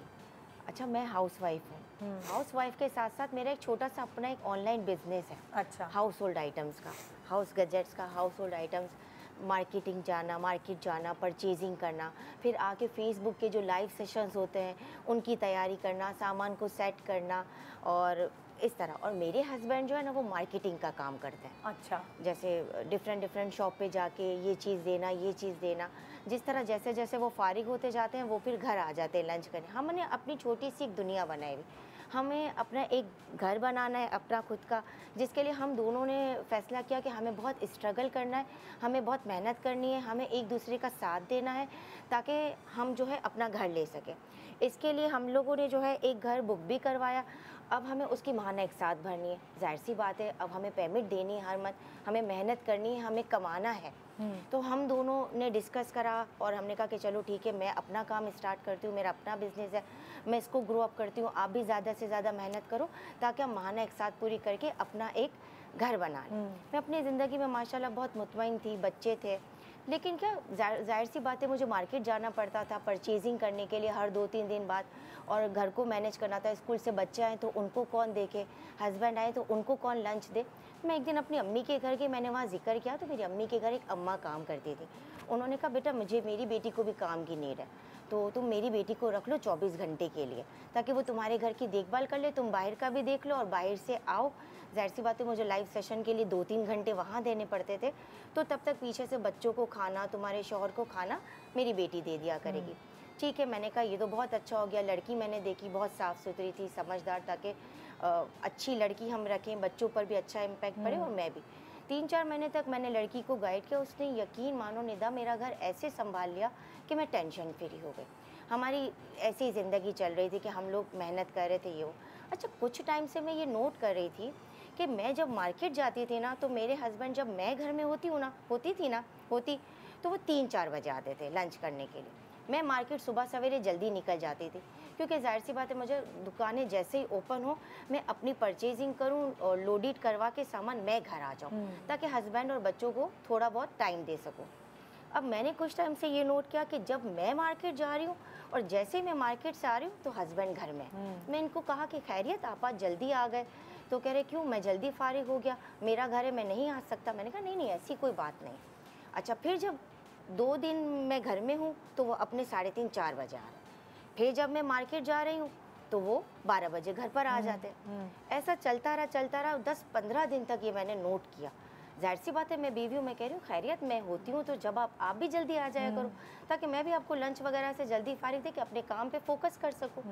तो वो कहते थे क्या मैं अपने घर भी नहीं आऊँ, तुम्हें एतराज़ है, बोलो तो मैं कहीं चला जाऊँ, फारिग हो जाता हूँ, मेरा काम ख़त्म हो जाता है एक जगह से तो मुझे टाइमिंग दिया जाता है, मैं दूसरी जगह चला जाता हूँ। मैंने कहा ठीक है, इस तरह चल। बहरहाल एक बार मैं जब परचेजिंग करने के लिए मार्केट निकल गई अपने टाइम से, जब मैं आधे रास्ते पहुंची तो मैंने देखा कि मेरे बैग में से मेरा छोटा वाला पर्स जो पेमेंट का है, मुझे तो आज सबको पेमेंट क्लियर करनी थी, वो मैं घर भूल गई। जब मैं रक्षा वापस करवा, मैंने उसको कहा भाई घर चल लो, दोबारा मुझे यहाँ ले आना। तो जब मैं घर पहुँची और चाबी मेरे पास होती थी, मैंने चाबी खोल ली, मैंने इधर उधर देखा, लड़की को आवाज़ दी, वो मुझे कहीं नज़र नहीं आई। लेकिन जब मैंने देखा तो मेरा रूम लॉक था। अब मेरा रूम लॉक था, मैं समझ गई कि वो अंदर होगी। मैंने आवाज़ दी उसको, माहम करके मैंने आवाज़ दी। तो 5 मिनट के बाद, 6 मिनट के बाद मुझे अंदर से माहम की आवाज़ आई, बाजी 2 मिनट रुके, मैं दरवाज़ा खोल रही हूँ।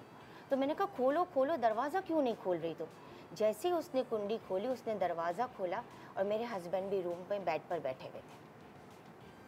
मैंने कहा तुम मेरे रूम में क्या कर रही हो और आप इस टाइम ये मेरे रूम में क्या कर रही है?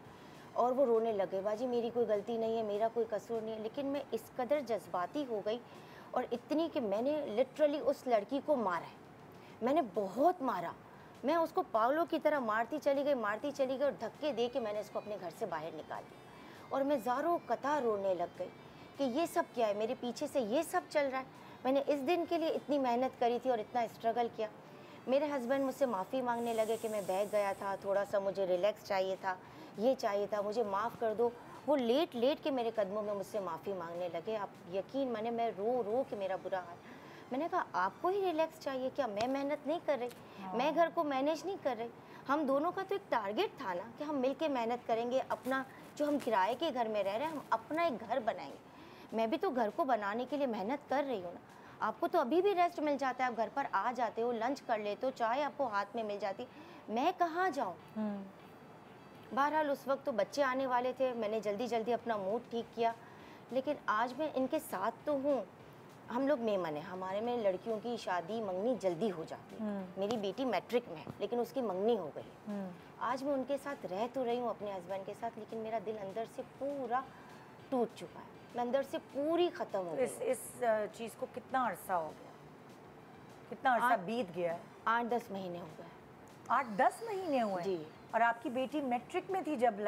जी, उसकी मंगनी हो गई है। अगर मैं चाहूँ ना, मैं खुद इतनी अपने बिजनेस से अपनी बेटी की खुद सेपरेशन लेके शादी कर सकती हूँ, लेकिन जाहिर सी बात है घर की बात बाहर जाएगी, बच्ची के ससुराल वालों पर इफेक्ट पड़ेगा, बहुत सारी बातों के मुझे जवाब देने पड़ेंगे। अभी तक मेरे हस्बैंड रो कर मुझसे माफ़ी मांगते हैं, लेकिन मैं अपना दिल बड़ा नहीं कर पा रही। मैं ख़त्म हो गई, मैं टूट गई। अब मैं सिर्फ गुजारा कर रही हूँ। वो एक उमंग थी, वो एक चाहत थी ना कि नहीं साथ काम करना है, मेहनत करनी है, उसमें भी एक मज़ा था। वो मेहनत में भी एक मुझे मज़ा आता है, मज़ा कि नहीं मेरा हस्बैंड साथ है, वो मुझे सपोर्ट कर रहा है, वो मुझे समझ रहा है, हमें अपना घर बनाना है। घर को बनाने के लिए मैंने मेहनत करी। वो बार एक ही बात करते, मैं बहक गया था, तो मैं भी तो बहक सकती थी, मैं भी तो बाहर जाती थी, मैंने भी तो मेहनत की ना, मैंने भी तो अपने आप को स्ट्रॉन्ग रखा। अब आज मैं गुजारा तो कर रही हूँ, लेकिन मेरा दिल अंदर से पूरा ख़त्म हो चुका। अब मेरा ख्याल से तो आप दोनों को थेरेपी सेशन से, मैरिज काउंसलर्स होते हैं, और हमारे यहाँ लोग इतना उस चीज़ को आम नहीं समझते, लेकिन हर शादी में कोई ना कोई हर्डल्स कभी ना कभी आते हैं, चाहे वो बीवी की तरफ से हो, चाहे वो मियाँ की तरफ से हो। और अगर आप ये सोच रहे होते हैं अपने बच्चों की खातिर, अपनी फैमिली लाइफ की खातिर, वो कहते हैं ना शादी के फेजेस होते हैं, सो वो उस फेज से आप गुजर रही हैं और आपको थेरेपी काउंसलिंग की, बेसिकली मैरिज काउंसलिंग की दोनों मियाँ बीवी को शायद ज़रूरत है। बाकी आप लोग सब बोलें क्या कहना चाहें। फैज़ान एज आदमी आपकी तरफ से क्या मुझे तो बहुत अफसोस होता है ऐसी बातें सुन के। और आप वाकई जैसे आपने बताया कि जब आप एज अ कपल कोई चीज़ अचीव करना चाह रहे होते हैं ना, तो उसमें मेहनत का भी एक मज़ा होता है, और वो चीज़ आपको मोटिवेट करती है। बेसिकली आप उसको मोटिवेशन लेके काम कर रहे होते हो। जो उन्होंने किया ऑब्वियसली उसको तो ना आदमी डिफेंड कर सकता है, ना उसको आदमी वो कर सकता है। अगर आपका दिल वाकई बड़ा है कि आप, मुझे लगता है 10 महीने अभी भी उसके बाद भी आप उनके साथ रह रही हैं। मैं तो हैरान हुआ सुन के, क्योंकि आजकल के दौर में लोग नहीं करते इस तरह। बट आप मुझसे ऑनेस्टली पूछें तो मुझे ऐसा लगता है कि अगर आपने उनको मौका दिया है, ये आपकी बड़ाई है, लेकिन आई जस्ट फील कि अगर एक दफ़ा हो सकता है तो फिर बार बार हो सकता है। वो बात अलग है कि आपको पता ना चले। You need to be very careful about it. बाकी ऑब्वियसली आपकी ज़िंदगी आप पैचअप करना चाहें, रहना चाहें दोबारा, तो अच्छी बात है, बिकॉज बहुत नापसंदीदा है तलाक की जो बात है ना, बहुत नापसंदीदा है, कहीं भी अप्रिशिएट नहीं की जाती। और जैसे कि आपकी बेटी है माशाल्लाह आगे, और वो उसकी बात भी चल रही है, बेटी की वजह से मैं रुकी हुई हूँ, क्योंकि बाप के ऊपर ऐसा इल्ज़ाम सुनना वो बच्चों के लिए भी बर्दाश्त मुझे ना ये बात बड़ी कोफ्त होती है मुझे इस बात से, सच पूछें, कि हम एज एन इंडिविजुअल आगे नहीं बढ़ पाते ये सोच के कि अच्छा जी मेरी बेटी की वजह कि बेटी के ख़ानदान में ये वाली बात जाएगी तो क्या हो जाएगा, लेकिन आप एज एन इंडिविजुअल घुटते रहते हो अंदर अंदर। तो ये बहुत एक ट्रॉमेटाइजिंग बात है कि आपको मालूम भी है, आपने साथ रहना भी है, जस्ट बिकॉज कि आपकी आगे बात ख़राब ना हो। ये चीज़ ना मैं थोड़ा सा खिलाफ हूँ इस बात के। और मैं आपसे ये कहूँगी कि बेसिकली जब आप दिल से किसी शख्स से अंदर से प्यार करते हैं ना, तो आप उसके साथ रहने के लिए ये छोटे छोटे बहाने सोच लेते हैं कि मेरी बेटी के ससुराल में, क्योंकि अंदर डीप डाउन आप अपने हस्बैंड को चाहती हैं, प्यार करती हैं। और जब आप किसी से प्यार करते हैं ना, तो उनकी गलतियाँ थोड़े अरसे बाद आहिस्ता दरगुजर करते हैं, क्योंकि आप चाहते हैं उन्हें। और अगर आप उनको नहीं चाहते, आप उनसे प्यार नहीं करते, फिर आप नहीं सोचते ये कि मेरी बेटी का ससुराल होगा, वो क्या सोचेगा। क्योंकि जब आपको इतनी ज़ोर की चोट लगी होती है कि मेरे हस्बैंड ने मुझे चीट किया, सो कभी कभार औरतें ना बड़ी कंफ्यूज हो जाती हैं ये सोच के। वो कहती है मेरे बच्चों का क्या होगा, मेरे उसका क्या होगा, लेकिन डीप डाउन उनका क्या होगा बेसिकली। क्योंकि वो उस शख्स के बगैर नहीं रह सकती। ये आहिस्ता आहिस्ता अंदाज़ा होता है इंसान को कि बेसिकली ये तो मैं ही थी। और अगर आप वाकई उनसे प्यार करती हैं, आप उनके साथ रहना चाहती हैं, तो फिर आपको उनको माफ़ करना पड़ेगा ताकि आप खुश रह सकें, आप अपनी ज़िंदगी आसान कर हाँ, क्या आप अपनी ज़िंदगी ये सोच लिया है कि आप उनके साथ ही रहेंगी, तो फिर आपको अपने लिए उस शख्स को माफ़ करना पड़ेगा, क्योंकि फिर ये एक्सेप्टेंस कि मैंने अपने हस्बैंड को एक ऐसी स्टेट में देखा है जो मेरे लिए बिल्कुल अनएक्सेप्टेबल थी, क्योंकि अगर आप रिवर्स रोल कर दें और अगर आपके हस्बैंड ने आपको देखा होता तो आई थिंक वो चीज़ वहीं ख़त्म हो चुकी होती। वो ऐसा नहीं होता कि वो बोलते हैं कि हाँ मैं तुम्हें चांस देता हूँ, वो नहीं होता। ये आपका वाकई ही बड़प्पन है कि आप उसके 10 महीने बाद तक आप अपने हस्बैंड के साथ हैं और वो आपकी वजह से आप साथ में, और डीप डाउन में कह रही हूँ ना, ये प्यार करती हैं उनसे, क्योंकि आपके लिए, आप उनके लिए मेहनत कर रही थी ना। वरना अगर देखा जाए तो प्रोवाइड करना फैमिली को वो एक हस्बैंड का काम होता है, औरत उसके सपोर्ट में खड़ी होती है। औरत का काम नहीं होता एक घर को सपोर्ट करना या प्रोवाइड करना, कि अगर वो करना चाहती है अपनी खुशी से वो बात अलग है, पर आप उनके साथ मिल के अपना घर बना रही थी, तो ये आपके लिए ज़्यादा पेनफुल बात थी जो आपने देखा और जो महसूस किया आप। और एक और चीज़ मुझे लगता है जो इससे मैं समझता हूँ कि एड्रेस करनी चाहिए, वो ये कि हमारे जो रोल्स डिफ़ाइन हुए हुए हैं ना, हमें उससे ऑफ नहीं होना चाहिए। जैसे माम ने कहा ना कि it's a man's job to run the house. हम क्या करते हैं, हमारे माशरे में अभी होने लग गया, मैंने देखा है कि जहाँ ख़वातीन घर को लीड करती हैं, करें, I am all for women empowerment, but जहाँ वो सिर्फ अकेली लीड करना शुरू हो जाती है ना, वहाँ फिर वही बैलेंस वाली बात है, वहाँ फिर ये लूप होल आता ही आता है। मैंने इतने मर्दों को बैक सीट लेते हुए देखा है कि जब वो कहते हैं कि अच्छा यार ये कर रही है, इसको करने दो, लीड करने दो, मैं चिल करूँगा, और फिर वो अननोइंगली ना वो आदत हो जाती है उनको, वो आदत हो जाती है। फिर आप काम नहीं करेंगे ना, वो आपको क्वेश्चन करेंगे फिर कि यार ये तुम्हारा काम है, तुम क्यों नहीं जा रही जॉब पे, तुम अपना बिजनेस क्यों नहीं रन कर रही, विच इज़ रॉन्ग। आपको लीड करना है, ठीक है, आप बैलेंस बनाओ। अगर आजकल का मुझे पता है महंगाई का दौर है, आपको दोनों लोगों को काम करना पड़ता है, दोनों लोगों को बैलेंस करके चलाना पड़ता है, बट फिर भी उसमें भी मर्द को लीड करना चाहिए। बात वो है कि वो आप अपनी खुशी से, अपनी मर्जी से हाँ, वो करें, उसमें कोई बुराई नहीं है। काम करना, मैं भी काम करती हूँ, मेरे हस्बैंड भी काम करते हैं, पर वो मेरी चॉइस है कि मैं काम करना चाहती हूँ, ये मेरी खुशी है, इट मेक्स मी हैप्पी कि मैं अगर 10 चीज़ें अपने लिए खुद से करना चाहती हूँ, वो मेरी आदत है, मेरी खुशी है, लेकिन वो मजबूरी नहीं होनी चाहिए। हमारे यहाँ ये भी है ना कि अच्छा वो कर रही है, उससे आप काम पे थी जब भी पीछे सब कुछ हुआ, हालांकि ये कोई एक्सक्यूज़ नहीं है कि आप नहीं थी इसीलिए मैं अपने आप को वो एक्सक्यूज़ नहीं है, वो एक्सेप्टेंस ही नहीं है, वो मेहनत आप हम दोनों के लिए, अपने फ्यूचर के लिए कर रही थी ना।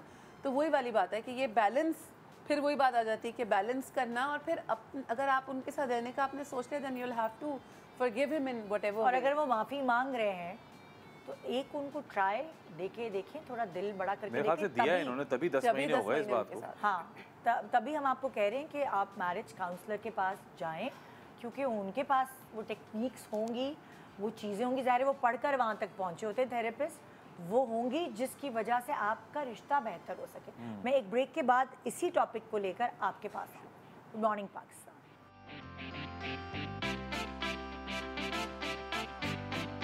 Welcome back, good morning Pakistan. So हमारा जो पिछला टॉपिक है उसी से प्रोग्राम को कनेक्ट करते हैं।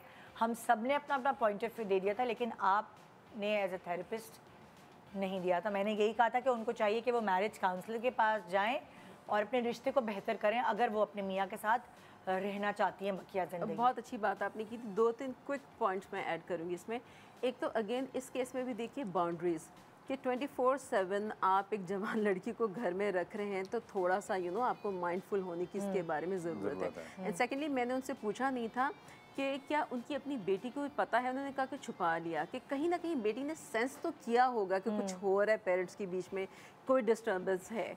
तो इनको ये सोचना चाहिए कि मैंने एक्सेप्ट कर लिया, खुदा ना खासा मेरी बेटी के साथ हो, तो क्या वो भी यही करेगी जो मैं कर रही हूँ। तो कुछ अपने अंदर ऐसा चेंज तो लाना चाहिए जो बेटी के लिए भी एक अच्छा लेसन हो और एक अच्छी एग्जाम्पल सेट हो। And also on a lighter note, मैं उनसे ये भी कहना चाह रही थी कि उस लड़की को इतना मारा, 2-4 लाते मुक्के घूसे वगैरह मार देते, हस्बैंड को क्यों नहीं, सीरियसली मतलब क्यों नहीं, क्योंकि दोनों ही गलत काम कर रहे थे ना। यू नो, लेकिन कहीं ना कहीं माइंड में ये होता है कि बाहर वाले के ऊपर हम कर लें तो अपने को फिर भी छोड़ दें। तो यू नो, छोड़ना मानने की बात तो चलो एक अलग है, लेकिन इसके बारे में काफ़ी इनको सोचने की ज़रूरत है, क्योंकि अभी भी वो सेटल नहीं हो पा रही। There is something that is disturbing exactly, तो वो एक साइड पे होने की ज़रूरत है उनको। अगेन वाकई बात, काउंसलिंग बहुत अच्छी तरह हेल्प कर सकती है। ये भी हो सकता है कि वो सेपरेशन में चली जाए, थोड़े दिन अलग रहें तो थोड़ा सा चेंज आएगा, अपनी स्पेस लेके, क्योंकि वो कॉन्स्टेंटली उनके साथ ही हैं। और वो सारी चीज़ें जो ना वो सोच रही होंगी कि यू नो, इस घर से चले जाना, इस बंदे से दूर हो जाना, सोसाइटी में मैं कैसे रहूंगी, लोगों का क्या जवाब दूंगी। तो थोड़ी अपनी स्पेस लेके ज़रा सोचें। हो सकता है बहुत सारे जनरली ये चीज़ें कपल्स के दरमियान सुनने में आ रही हैं। सो अगर आपको कोई कपल देख रहा है और ऐसा उनके साथ हो जाए, तो क्या थोड़ी स्पेस, सेपरेशन उनको फैसला करने में मददगार साबित होगी? 100% होती है, बिल्कुल होती है, क्योंकि स्पेस मिलेगी, आप उस एनवायरनमेंट से मेंटली बाहर आएंगे, अपने आप में होंगे, तब कुछ बेहतर फैसला कर सकते हैं ना। वरना तो वही चीज़, जैसे उन्होंने कहा था कि मैंने फ़ौरन जो अपने आप को सेटल किया, बेटी ने स्कूल से आना था, यू नो, लाइक फ़ौरन वो एक दूसरे रोल में आ गई, ठीक है, तो उनको अपने साथ स्टे करने का, अपनी फीलिंग्स को समझने का तो मौका ही नहीं मिला। और उस ट्रॉमा को बेसिकली किसी ना किसी रोल में ही है वो, हील ही नहीं हो पा रही है ना। तो हीलिंग बहुत ज़्यादा ज़रूरी है। हीलिंग के लिए आपको थोड़ा सा दूर होना चाहिए उस शख्स से जिसकी वजह से आपको चोट लगी। एग्जैक्टली, एक तो दूर होना ज़रूरी है, दूसरी काउंसलिंग बहुत ज़्यादा ज़रूरी है। क्योंकि आपके अपने, अगर आप किसी से भी बात करती हैं, दोस्त हैं या घर के मेंबर्स हैं कोई, वो अपने एक्सपीरियंस बेस्ड एडवाइसेस आपको देंगे कि ये होना चाहिए, वो होना चाहिए। जब आप काउंसलर के पास जाएंगे ना, तो नॉलेज के साथ वो आपको गाइड करेगा। तो ये बहुत ज़्यादा और क्या ये भी हो सकता है कि खाली बीवी अकेली ही चली जाए काउंसलर के पास? पहले ही खुद जाएं और फिर उसके बाद देखिए, अक्सर ऐसा ही होता है, बीवी आती है, हस्बैंड आता है और उसके बाद दोनों आते हैं। ऐसा होता है। क्योंकि देखिए, मेन जो है ना प्रॉब्लम तो इनको है। वो तो माफ़ी मांग के साइड पे बैठ गए, तो उनको तो कोई प्रॉब्लम तो यूँ है नहीं, बल्कि उनका प्रॉब्लम तो रिजॉल्व हो गया कि ठीक है, माफ़ भी कर दिया, क्योंकि 10 महीने से जब रह रही हैं तो माफ़ तो एक मतलब एक अंडरस्टैंडिंग आपकी डेवलप हो जाती है ना। एग्जैक्टली, कि माफ़ कर, अगेन वो टॉलरेंस उन्होंने दिखा दी एक इंतहाई गलत काम के लिए। बिल्कुल बिल्कुल। हमारे साथ नाजिया हैं। नाजिया क्या कहेंगी? जी, अस्सलाम वालेकुम। असल में मेरी शादी को जो है 2 इयर्स हो गए हैं ना, और जब शादी हुई, इतनी लंबी चौड़ी फैमिली नहीं है, सिर्फ इनके भाई भाभी और उनके बच्चे, और मेरी नंद जो है ना अनमैरिड हैं, घर में रहती हैं, और एक मैरिड है नंद वो। तो फिर ये हुआ कि शुरू में मतलब यानी कि जैसे ये था कि शादी के फर्स्ट डे से ही ना मेरे हस्बैंड का जो रवैया था बहुत ज़्यादा मतलब लिए दिए रहना, मुझसे सही से बात नहीं करते थे, और बस ऐसा लगता था कि उनका मेरे से कोई ताल्लुक़ नहीं है। रूम में तो थोड़ी बहुत बात कर लें, और लेकिन रूम के बाहर तो मतलब यानी कि अपनी भाभी के सामने या घर वालों के सामने तो उनका ऐसा था। और वो बोलते थे, मैं अगर किसी बात में कंप्लेन करूं तो कहते थे मेरी नेचर ऐसी है, लेकिन जबकि उनके अपनी भाभी के साथ जो है इतना हाथ मार मार के, ताली मार के, हंसी मजाक, और यहाँ तक कि उनको किसी पार्टी में जाना है, किसी दोस्त के साथ जाना है, तो वार्डरोब भी वही उन्हीं से पूछेंगे कि मैंने कौन सी शर्ट पहननी है। और उनका जो भाभी थी, उनकी ये था कि उनका भी रवैया मेरे साथ इतना अच्छा नहीं था। मैं कंप्लेन करती थी तो वो उल्टा मुझे ही डांटते। भाई हयात हैं? जी जी। और फिर ये होता था कि मेरे जो वो हैं जेठ जो हैं, उनका जो है बिज़नेस के सिलसिले में उनको ना 15 डेज़ के लिए, 20 डेज़ के लिए इस्लामाबाद वगैरह आना जाना होता था। अब जब वो इस्लामाबाद जाएँ तो मेरे हस्बैंड भी फोर्सफुली मुझे बोलें कि तुम बहुत दिन हो गए अपनी अम्मी के नहीं गई हो, तुम चली जाओ। अब वो मुझे इतना समझ में मतलब यानी कि आता था माइंड में, लेकिन फिर होता था नहीं मेरी गलत सोच है इस तरह ना ऐसे। फिर एक दफ़ा ऐसा हुआ कि वो मेरे जो जेठ हैं वो गए हुए थे, तो रात का टाइम था, मैं प्रेग्नेंट थी 8 मंथ्स की ना। तो फिर ये हुआ कि मेरी रात में अचानक तबीयत ख़राब हुई, ऐसी बेचैनी से आँख खुली है, तो मैंने देखा हस्बैंड नहीं है। बाहर जाके देखा नन जो है वो जेठानी के बच्चों के साथ ही सोती थी। उस रूम में झांका, वहाँ भी नहीं थे। अच्छा, लॉक जो था, मेन डोर जो था वो अंदर से लॉक था, तो इसका मतलब है हस्बैंड घर पे ही हैं। बस थोड़ी देर बाद ये है कि बड़े वाले भाई का जो है दरवाज़ा खुला है, वो तो इस्लामाबाद में थे, तो मेरे हस्बैंड उन्हीं के रूम से निकल के आ रहे हैं। अब मेरे तो पैरों तले ज़मीन निकल गई, समझ में नहीं आया। पहले तो मैं शॉक्ड हुई, और फिर उसके बाद मैंने खूब लड़ाई झगड़ा वगैरह किया, तो उन्होंने मतलब यानी कि एक्सेप्ट भी कर लिया कि हाँ उनके अफेयर मतलब यानी कि है रिलेशनशिप में, भाभी के साथ रिलेशनशिप में है। और फिर ये हुआ कि सुबह होते के साथ ही मैं तो खैर वहाँ से निकल गई। मैंने कहा मैं नहीं रह सकती इस तरह ना, मैं बर्दाश्त नहीं कर सकती। ये हुआ कि मेरी फिर उसके बाद 1 महीने बाद मेरी बेटी हुई, तो मेरी जो एक मैरिड नन थी और वो था, उन्होंने बड़ा समझाया बुझाया, और मैंने अपने घर वालों को भी बताई ये सारी बातें। तो मेरे अम्मी अब्बू ने तो यही कहा कि फ़ैसला तुम्हारा ही है। उनको समझाने की भी कोशिश की, तो वो तो अव्वल तो जब बच्ची भी पैदा हुई है तो वो देखने के लिए नहीं आए। सिर्फ मेरी बड़ी नन थी, तो वो कहने लगी कि नहीं इस तरह तुम अपना घर ख़राब नहीं करो, तुम्हारी बच्ची का साथ है, इस तरह करके ना। और नंद को ये सब चीज़ें पता थी? पता था, सबको पता था। वो असल में ये था कि मेरी जो जेठ जेठानी के उम्र में भी काफ़ी डिफरेंस था, 10-15 साल का डिफरेंस था। और वो जेठ तो बस मुझे ऐसा लगता था अल्लाह मियाँ की गाय है, बस वो जो बोले ना कि दिन है तो दिन है, रात है तो रात है, पता नहीं क्या किया हुआ था उनको वो। और फिर ये हुआ कि बहरहाल मेरे हस्बैंड तो मुझे लेने के लिए नहीं आए, लेकिन नंद ने बड़ा समझाया कि बच्ची का साथ है, इस तरह ऐसे तो बच्ची भी हो गई, तुम वो करो, वो नहीं, वो कह रहा है कि मैं नहीं करूँगा इस तरह ना। बहरहाल मैं वापस चली गई।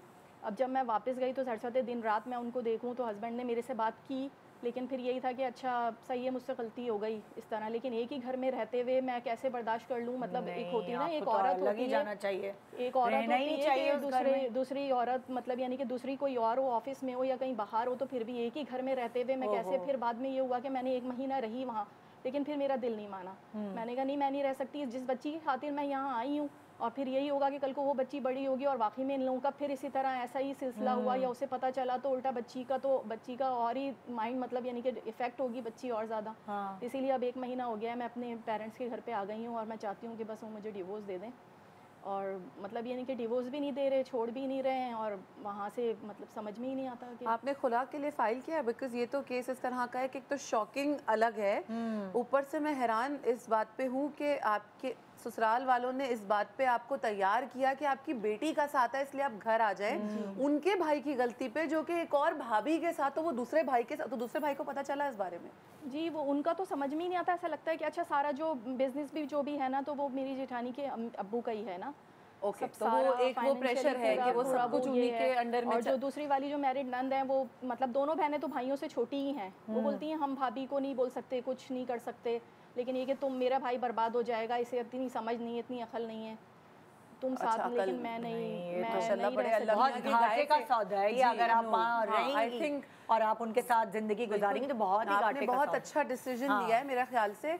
घर, वही वाली बात कि घर टूटना अच्छी बात नहीं, लेकिन इस सिचुएशन में रहना ऐसा कहीं हुक्म नहीं है कि आपने बर्दाश्त करना है अपने सर पे, अपने सीने पे रख के सब कुछ। क्योंकि ये चीज़ तो कभी सही नहीं हो सकती, नहीं आप सामने सामने रहते हैं, ये चीज़ तो कभी सही ही नहीं हो सकती। जब उनको मौका मिलेगा और नहीं, आपके हस्बैंड बर्बाद नहीं होंगे, वो पहले ही बर्बाद आदमी है जो इस तरह की हरकत उन्होंने अपने घर में रह के की है। तो ये बहुत, जब उनको अपने भाई का पास नहीं है तो वो क्यों अपने सगे भाई का पास नहीं है, खून का रिश्ता है वो, तो वो कहाँ से आपका ख्याल करेंगे, वो कहाँ से आपके बच्चों का ख्याल करेंगे? आप क्या कहती हैं? अच्छा, यहाँ पे तो देखें, हस्बैंड ने तो जो किया सो किया, वो तो है ही गलत। पूरी फैमिली को देखे, कोई वैल्यूज नहीं है, कोई बाउंड्रीज नहीं, कोई रिस्पेक्ट नहीं है, रिश्तों का पास नहीं है। ये तो पूरी की पूरी फैमिली ही इतनी वैल्यूलेस है जिसके साथ मतलब रहना बिल्कुल ही बेकार है। और बहुत अच्छा फैसला लिया है इन्होंने, क्योंकि उसी देखें एनवायरनमेंट में इनकी बेटी पले बढ़ेगी, ठीक है। बेटी, खुदा ना खासा किसी ने बेटी के साथ कोई ऐसी हरकत कर दी, क्योंकि वो एक नॉर्मल चीज़ है कि इस रिश्ते पे आप हाथ डाल सकते हैं, उस रिश्ते पे आप कुछ भी कर सकते हैं, तो फिर तो ज़िंदगी मतलब क्या होगी। और बहुत अच्छा फैसला इनका अलग हो गई है। ये आपने बिल्कुल सही की कि पूरे खानदान में ही वैल्यूज नहीं। एग्जैक्टली। तो मतलब फिर उधर नॉर्मल सी बात है ना कि नन बोल रही है बेटी का साथ है, आप घर आ जाए, मेरे भाई के साथ ये हो जाएगा, बीवी भाई के साथ हो जाएगा, और भाभी को कुछ कह नहीं सकती। और पता है पहले से बिल्कुल ऐसे है कि जैसे कि आम सी बात है जो पता थी, हाँ, कि मतलब हाँ कि ठीक है, उस पे आपने कुछ किया नहीं। तो बहरहाल ये कोई नेटफ्लिक्स की सीरीज नहीं चल रही, असल जिंदगी है। और ये कहानियां हमारे इर्द गिर्द बहुत होती हैं, बिल्कुल होती हैं। बाहर नहीं आती हैं, पता बाहर नहीं आती, लेकिन अंदर ही अंदर हमें सुनने में आता है कि ऐसा था या ऐसा है, और आप हैरान हो जाते हैं सुनकर कि बड़ा ग्लैड कि आपके तवज्जुह से हम ये बातें अब कर सकते हैं, और ये बातें थोड़ी अवेयरनेस, अगर 2-4 घर भी इस बात से बच जाते हैं तो एक आपका मकसद तो पूरा हो जाएगा। औरत तो पूरी जिंदगी अपनी बर्बाद करती ही जा रही है ना, एक ही तो जिंदगी है, वो कब तक सही हो जाएगा, सही हो जाएगा, सही हो जाएगी सोच में वो कब तक इंतजार में। और अब देखिए कि ये वाली फैमिलीज ना ऑन सरफेस लेवल बाहर से इतनी अच्छी लग रही होती है देखने में, कहते हैं कि हम तो साथ रहते हैं 20 साल से 25 साल से, कभी लड़ाई नहीं हुई, तो लड़ाई होगी क्यों भाई? आपकी कोई वैल्यूज, आपको कोई चीज़ बुरी ही नहीं लगती तो लड़ाई तो हो ही नहीं सकती है। तो ये कितनी डेंजरस बात है ना कि कोई एक मतलब किसी रिश्ते को वाली रिस्पेक्ट ही नहीं है कि किसी रिश्ते की नहीं, हाँ, कि किसी रिश्ते, बिल्कुल नॉर्मल आम सी बात है। तो ये तो फिर वही वाली जहालियत के दौर में चले गए, ये क्या हो क्या रहा है। अच्छा, क्या जैसे लाइक हमें ख़वातीन का तो पता है कि भाई हम विल पावर या हमारी वैल्यूज़, हमारे मोरल्स कैसे हैं और हमें कैसे अपने आप को लेके चलना है, कैसे कंट्रोल करना है। अगर आदमी देखिए शैतान है, वो बुराई और अच्छाई जिस दुनिया में है, और वो बहकाता भी है, और ज़रूरी नहीं है कि जो बहक गया है, बहुत सारे लोग बहकते हैं। तो क्या ऐसा माइंडसेट होना चाहिए, एक अगर मैं एक माँ हूँ और मैं अपने बेटे को परवान चढ़ा रही हूँ, तो मैं उसके अंदर क्या ऐसी वैल्यूज़ डालूँ एज मर्द के वो सिंसेयर है अपने रिश्तों से? क्योंकि हम परवरिश कर रहे होते हैं ना, लड़कों की परवरिश भी तो औरतें ही करती हैं ज़्यादा, और ऑब्वियसली बाप का भी हमल दखल होता है। तो हमें ऐसा क्या करना चाहिए कि वो अपने रिश्तों से सिंसेयर है? मैं ना सॉरी एक मिनट, इस एक बात में ना मैं एक बात ज़रूर ऐड करना चाहती हूँ। मेरा भी एक भाई है और फैज़ान माशाल्लाह 3 भाई हैं। तो मेरी सास हमेशा ये बात करती है, जिस बात पे मुझे बड़ा अच्छा लगता है सुन के, the way she says it, ये मेरी अम्मी भी कहती हैं कि हम लड़कियों पे नज़र रखते हैं ना, लड़कों पे ज़्यादा नज़र रखने की ज़रूरत होती है। उनको ये सिखाने की ज़्यादा ज़रूरत होती है कि सही क्या है गलत क्या है। लड़के ज़्यादा इजीली हाथ से निकलते हैं, लड़का है समझ जाएगा, लड़का इसने ये कर दिया। नहीं, अम्मी हमेशा ये वाली बात कहती हैं, जो कि बड़ी अच्छी बात है। हमारे यहाँ 90% मेरा ख्याल से माएँ ये लड़कों के साथ नहीं करती हैं। लड़कियों के ऊपर होता है किसका फ़ोन आ रहा है, फ़ोन क्यों है हाथ में, वहाँ कहाँ देखा वहाँ। लड़कों के साथ कोई इस तरह की चीज़ नहीं होती। हालांकि उनको ज़्यादा कंट्रोल में रखने की ज़रूरत है कि वो बाहर वाले वर्ल्ड में निकलेंगे तो फिर क्या होगा। आई थिंक ऑब्वियसली आपका ब्रॉटअप बहुत मैटर करता है, और सख्ती हमारे यहाँ ना अब नॉर्म ये भी होता जा रहा है कि सख्ती ना करें बच्चों पे।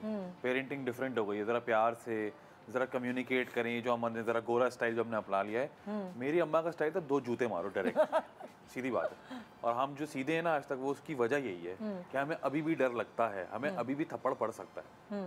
तो आपको वो अम्मी कहती हैं कि सोने का चमचा भी दो लेकिन शेर की निगाह भी रखो।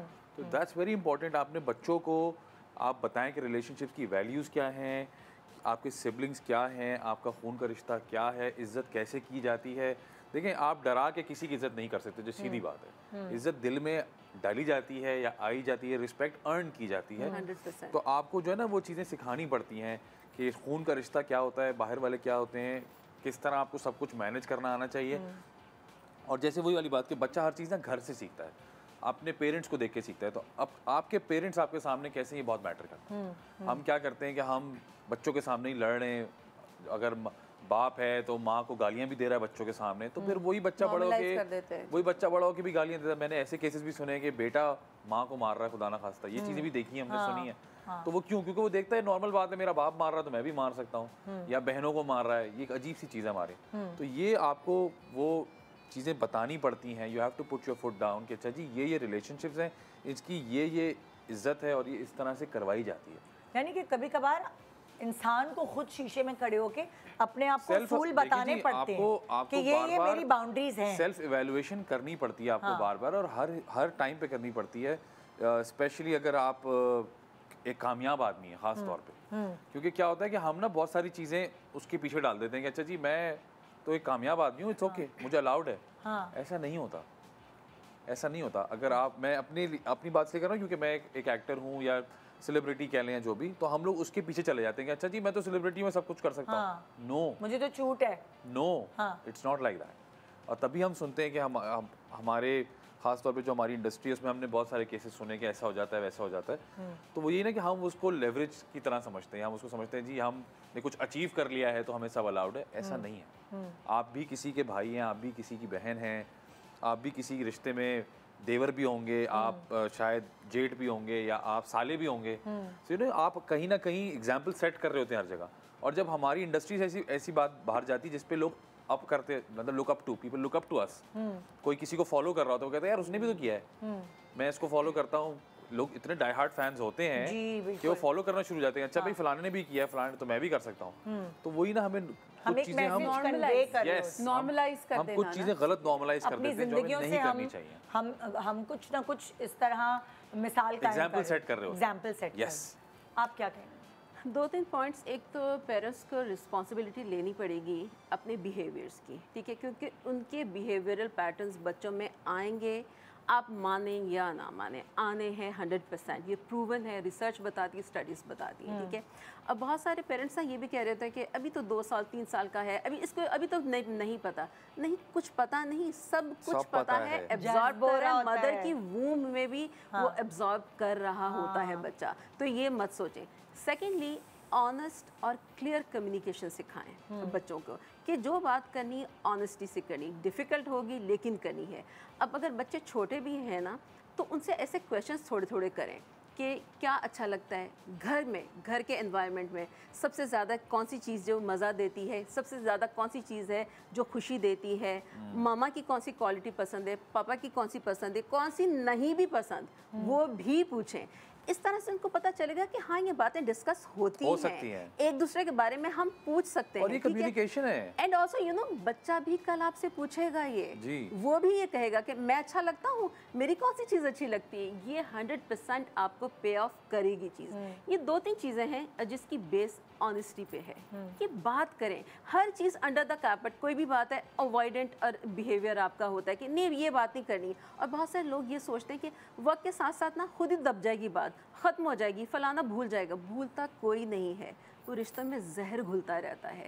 बात करें, कम्युनिकेशन इज द की, गिरा बनती चली जाती है, चली जाती है। और ऑनेस्ट कम्युनिकेशन, इतनी कैपेसिटी बन जाती है आपके अंदर कि आप बड़ी से बड़ी बात जो है ना एक दूसरे की सुन सकते हैं। उसमें ये होना चाहिए कि आपकी जो वॉइस है, जो आपकी बिहेवियर, जो टोन है, वो कॉन्डिसेंडिंग नहीं होनी चाहिए। किसी को बिलिटल ना फील करवाएं कि वो छोटा है। मतलब आपकी अगर औलाद है, एज में छोटी है ना, इसमें उसका तो कोई कसूर नहीं है। आप इनके ऊपर तो थोड़ा सा तबसरा करें, इनकी जो इनके साथ आप बीती है उस पर आप क्या कहेंगी इनको मशवरा, वो आपने नहीं बताया। हाँ, इनका तो ये बात पहले मैंने शायद इनपुट दिया था। अच्छा। कि वही बात है ना कि इनकी पूरी फैमिली का वो एक इसमें है। हाँ। कि यू नो एक पूरी की पूरी फैमिली जिसके नज़दीक मोरालिटी कोई चीज़ ही नहीं है। हाँ। इज़्ज़त कोई चीज़ नहीं है, मतलब कहाँ किसके साथ कैसा बिहेव करना है, कैसी लिमिट रखनी है, कुछ पता ही नहीं है। तो यहाँ तो बिल्कुल बर्बादी है और आप इनको सही कर नहीं सकते हैं। मतलब कई लोग ये सोचते हैं ना कि हाँ मैं ठीक कर लूँगी या मैं ये कर लूँगी। आप कर सकती हैं लेकिन अपनी हद तक। पूरा इन्वायरमेंट है, मेजॉरिटी वो हैं और वो सारे एक जैसे हैं जिनके नज़दीक इज़्ज़त की कोई वक़्त ही नहीं है। तो वो बिल्कुल सही है। थैंक यू, बहुत शुक्रिया आप लोगों का शो पे आने का। Thank you for having us. बहुत शुक्रिया। तो एक छोटा सा ब्रेक ले रहे हैं, ब्रेक के बाद आप देखते रहिए गुड मॉर्निंग पाकिस्तान।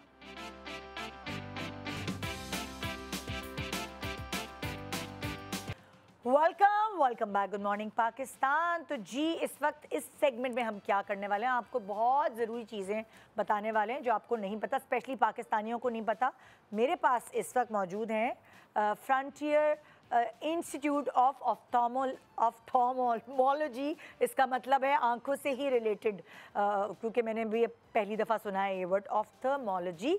आंखों की देखभाल में बेसिकली एक बेहतरीन काम कर रहा है ये इंस्टीट्यूट, जो कि जिनके पास जदीद तरीन मशीनरी है, सहूलियात हैं, माहिर डॉक्टर्स हैं, मॉडर्न सर्जरीज़ के ज़रिए ये ऐसी ऐसी टेक्नोलॉजीज़ फराम कर रहा है जो आपको आँखों के मसाइल दूर करने में मददगार साबित हो सकती हैं। मेरे पास इस वक्त मौजूद हैं professor doctor Mushtaq Ahmad Khattak, consultant ophthalmologist and CEO frontier institute of ophthalmology private limited. अस्सलाम वालेकुम। वालेकुम अस्सलाम। और मेरे साथ मौजूद हैं डॉक्टर हिना महविश खान, जो कि consultant radiologist and medical director frontier institute of ophthalmology. आज मैं आपको ऑफ्थल्मोलॉजी याद करा के छोड़ूँ, प्राइवेट लिमिटेड से, FIU आई हॉस्पिटल। कैसी हैं आप? अस्सलाम वालेकुम। सो आप दोनों हस्बैंड एंड वाइफ भी हैं? जी जी बिल्कुल। तो और दोनों ही ये हॉस्पिटल रन करते हैं? जी जी बिल्कुल। माशाल्लाह आपकी 3 ब्रांचेस हैं? जी हमारे 3 ब्रांचेस हैं, पेशावर FIU हॉस्पिटल, अच्छा, ब्लू एरिया इस्लामाबाद अच्छा, FIU हॉस्पिटल, और शराय फैसल पे मिलत रोड के साथ अच्छा,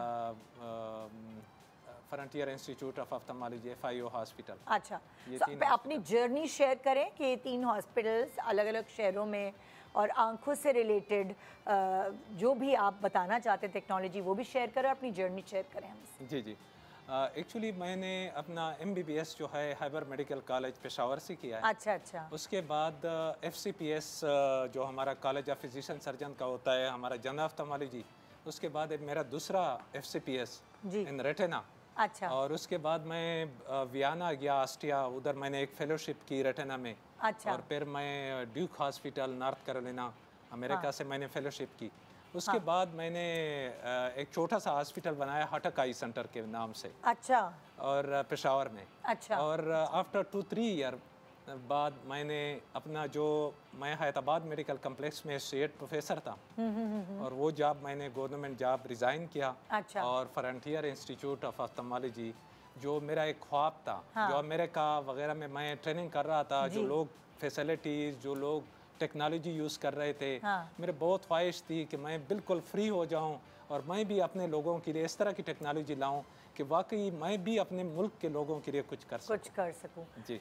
आप लोगों के हॉस्पिटल की जो बैकबोन है वो है स्माइल प्रो। उसका हम काफ़ी नाम सुन रहे हैं, लेकिन ये क्या प्रोसीजर है, ये क्या चीज़ है जो टेक्नोलॉजी पहली दफ़ा पाकिस्तान में आप लोग लेकर आए? जी, इसका निदा मैं आपको बताऊं कि this is a wonderful technology.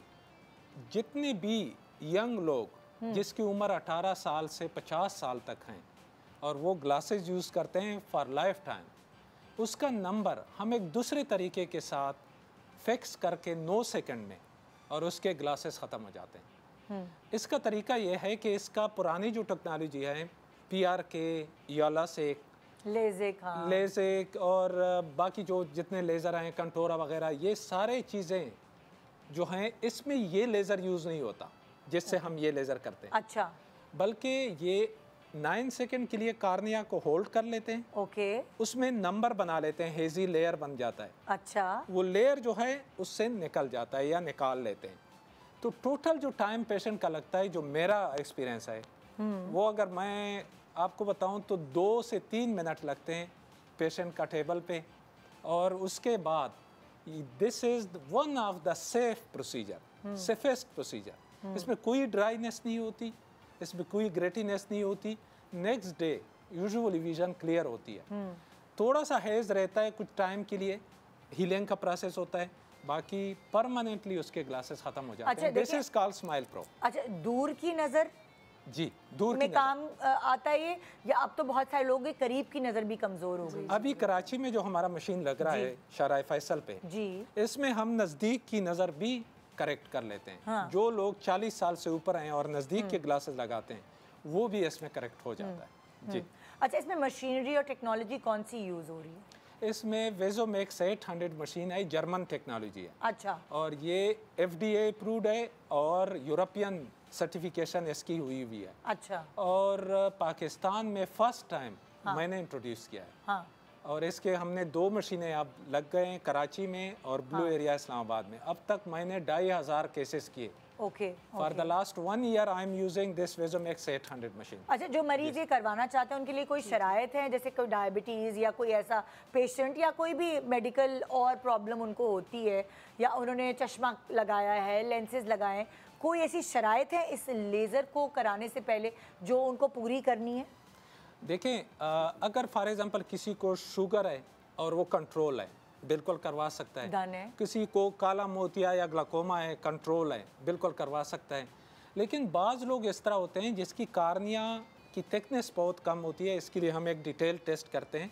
अगर फॉर एग्जांपल वो इसकी नॉर्मल है, तो मेरे ख्याल में सारे लोग करवा सकते हैं, कोई इशू नहीं है। हम इसके ग्लासेस जो हैं फिक्स कर लेते हैं। अगर किसी का नंबर 10 या 11 से ज़्यादा हो, 10-11 से ऊपर हो, तो उसके लिए हम दूसरा प्रोसीजर करते हैं, ICL इसको बोलते हैं। अच्छा। ICL हम अंदर लगा लेते हैं। ये भी एक नई टेक्नोलॉजी। ये लेंस फिक्स हो जाता है। जिस तरह हम बाहर से लेंस लगाते हैं, यही लेंस हम अंदर फिक्स कर लेते हैं फॉर लाइफ टाइम। अच्छा, आपके इंस्टीट्यूट में और क्या क्या चीज़ें हैं या और क्या क्या फैसिलिटीज़ आप लोग फराहम करते हैं?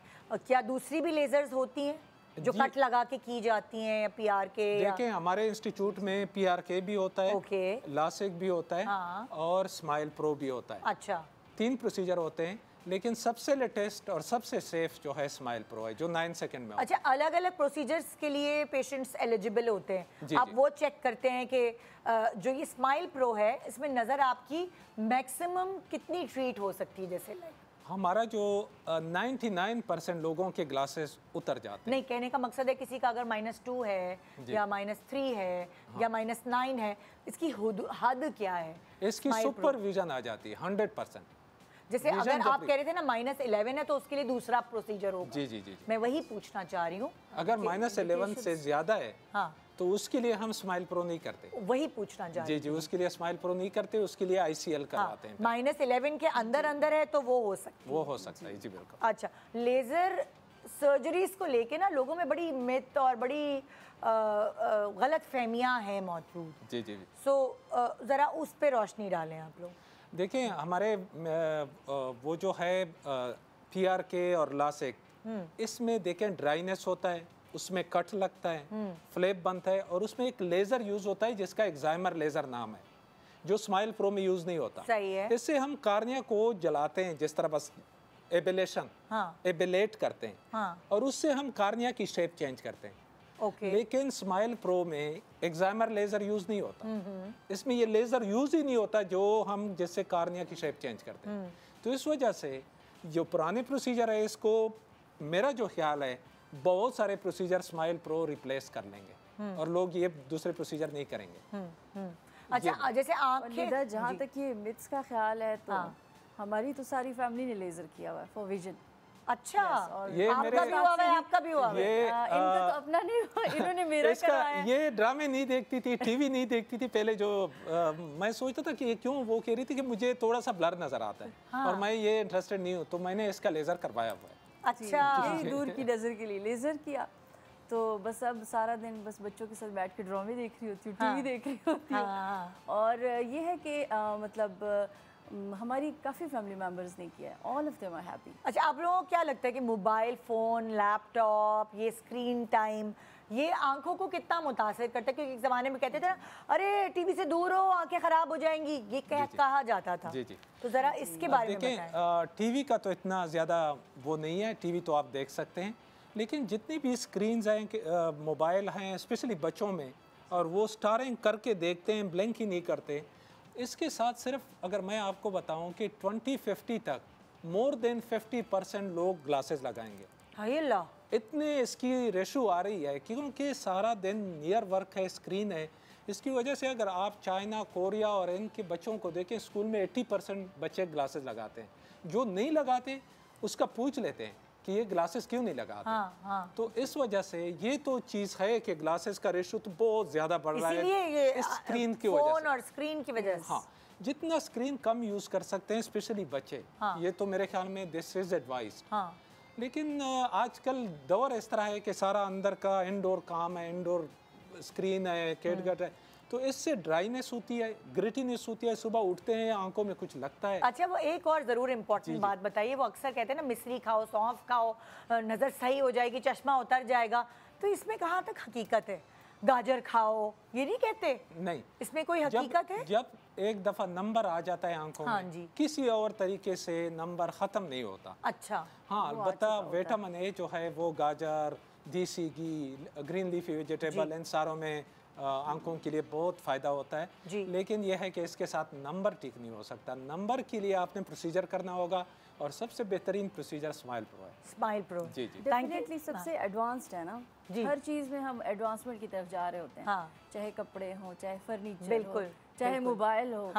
तो ये लेटेस्ट प्रोसीजर और सेफ है। Yes, eyes are the fine, like उसमें मेरे ख्याल में सबसे ज़्यादा जो चीज़ हम अप्रिशिएट करते हैं वो यही कि मुझे बस साफ नज़र आए। तो साफ नज़र आने में मेरे ख्याल में there is a huge difference, दुनिया और खूबसूरत old technology and the new technology. और जहाँ तक वो मोबाइल की यूज़ की बात है कि बच्चे यूज़ कर रहे होते हैं, एक लास्ट सवाल मैं आपसे पूछना चाहूँगी कि स्माइल प्रो प्रोसीजर कराएं तो कितने, उसका डाउन टाइम क्या है, कितने दिन में आप रेस्ट? स्माइल प्रो का इस तरह है कि जो ही बंदे का प्रोसीजर हो जाता है और हम बिठा देते हैं, 10-15 मिनट हम उसको कतरे डाल के हम उसको रुखसत कर लेते हैं। अच्छा, 5-6 घंटे बाद वो सारे अपने काम कर सकता है। अच्छा, कोई इशू नहीं है। 5-6 घंटे बाद कोई दर्द, वो टीवी देखना और स्क्रीन, सब कुछ कर सकते हैं। हमारे तरफ से कोई रेस्ट्रिक्शन नहीं है। दोबारा चेकअप की भी ज़रूरत बिल्कुल नहीं होती। ओके, हमारे स्माइल प्रो में हम दोबारा नहीं बुलाते। ओके, हम एक और प्रोसीजर करते हैं। आपने एक क्वेश्चन किया कि आप और क्या करते हैं, तो हम फ्रंटियर इंस्टीट्यूट में या FIO में जो लोग कार्निया चेंज करते हैं या आई चेंज कर लेते हैं और उसके कामयाब नहीं होते, 2 दफ़ा 3 दफ़ा, या किसी के लाइम बान या इस तरह के कार्निया के प्रॉब्लम हो जाते हैं, कि उसकी वजह से वो नहीं होते, तो हम बोस्टन से एक केरेटोप्लास्टिसिस नाम है जो आर्टिफिशियल कार्निया है, वो हम लगाते हैं और उसके लोगों की विजन आ जाती है। वो लोग जो मायूस हो चुके होते हैं कार्निया की वजह से, उसकी हम ये प्रोसीजर करते हैं जिससे कहते हैं बोस्टन केरेटोप्लास्टिसिस। थैंक यू, बहुत शुक्रिया आप दोनों का, thank you so much, best of luck. ये था हमारा आज का शो। उम्मीद है आपने समझा, सीखा होगा, और अल्लाह ना करे कि ये वाली सारी बातें जो हमने अपने शो पे की हैं ये कभी आपके साथ हों, यानी मैं चीटिंग की बात करें। गुड मॉर्निंग पाकिस्तान एंड खुदा हाफिज़।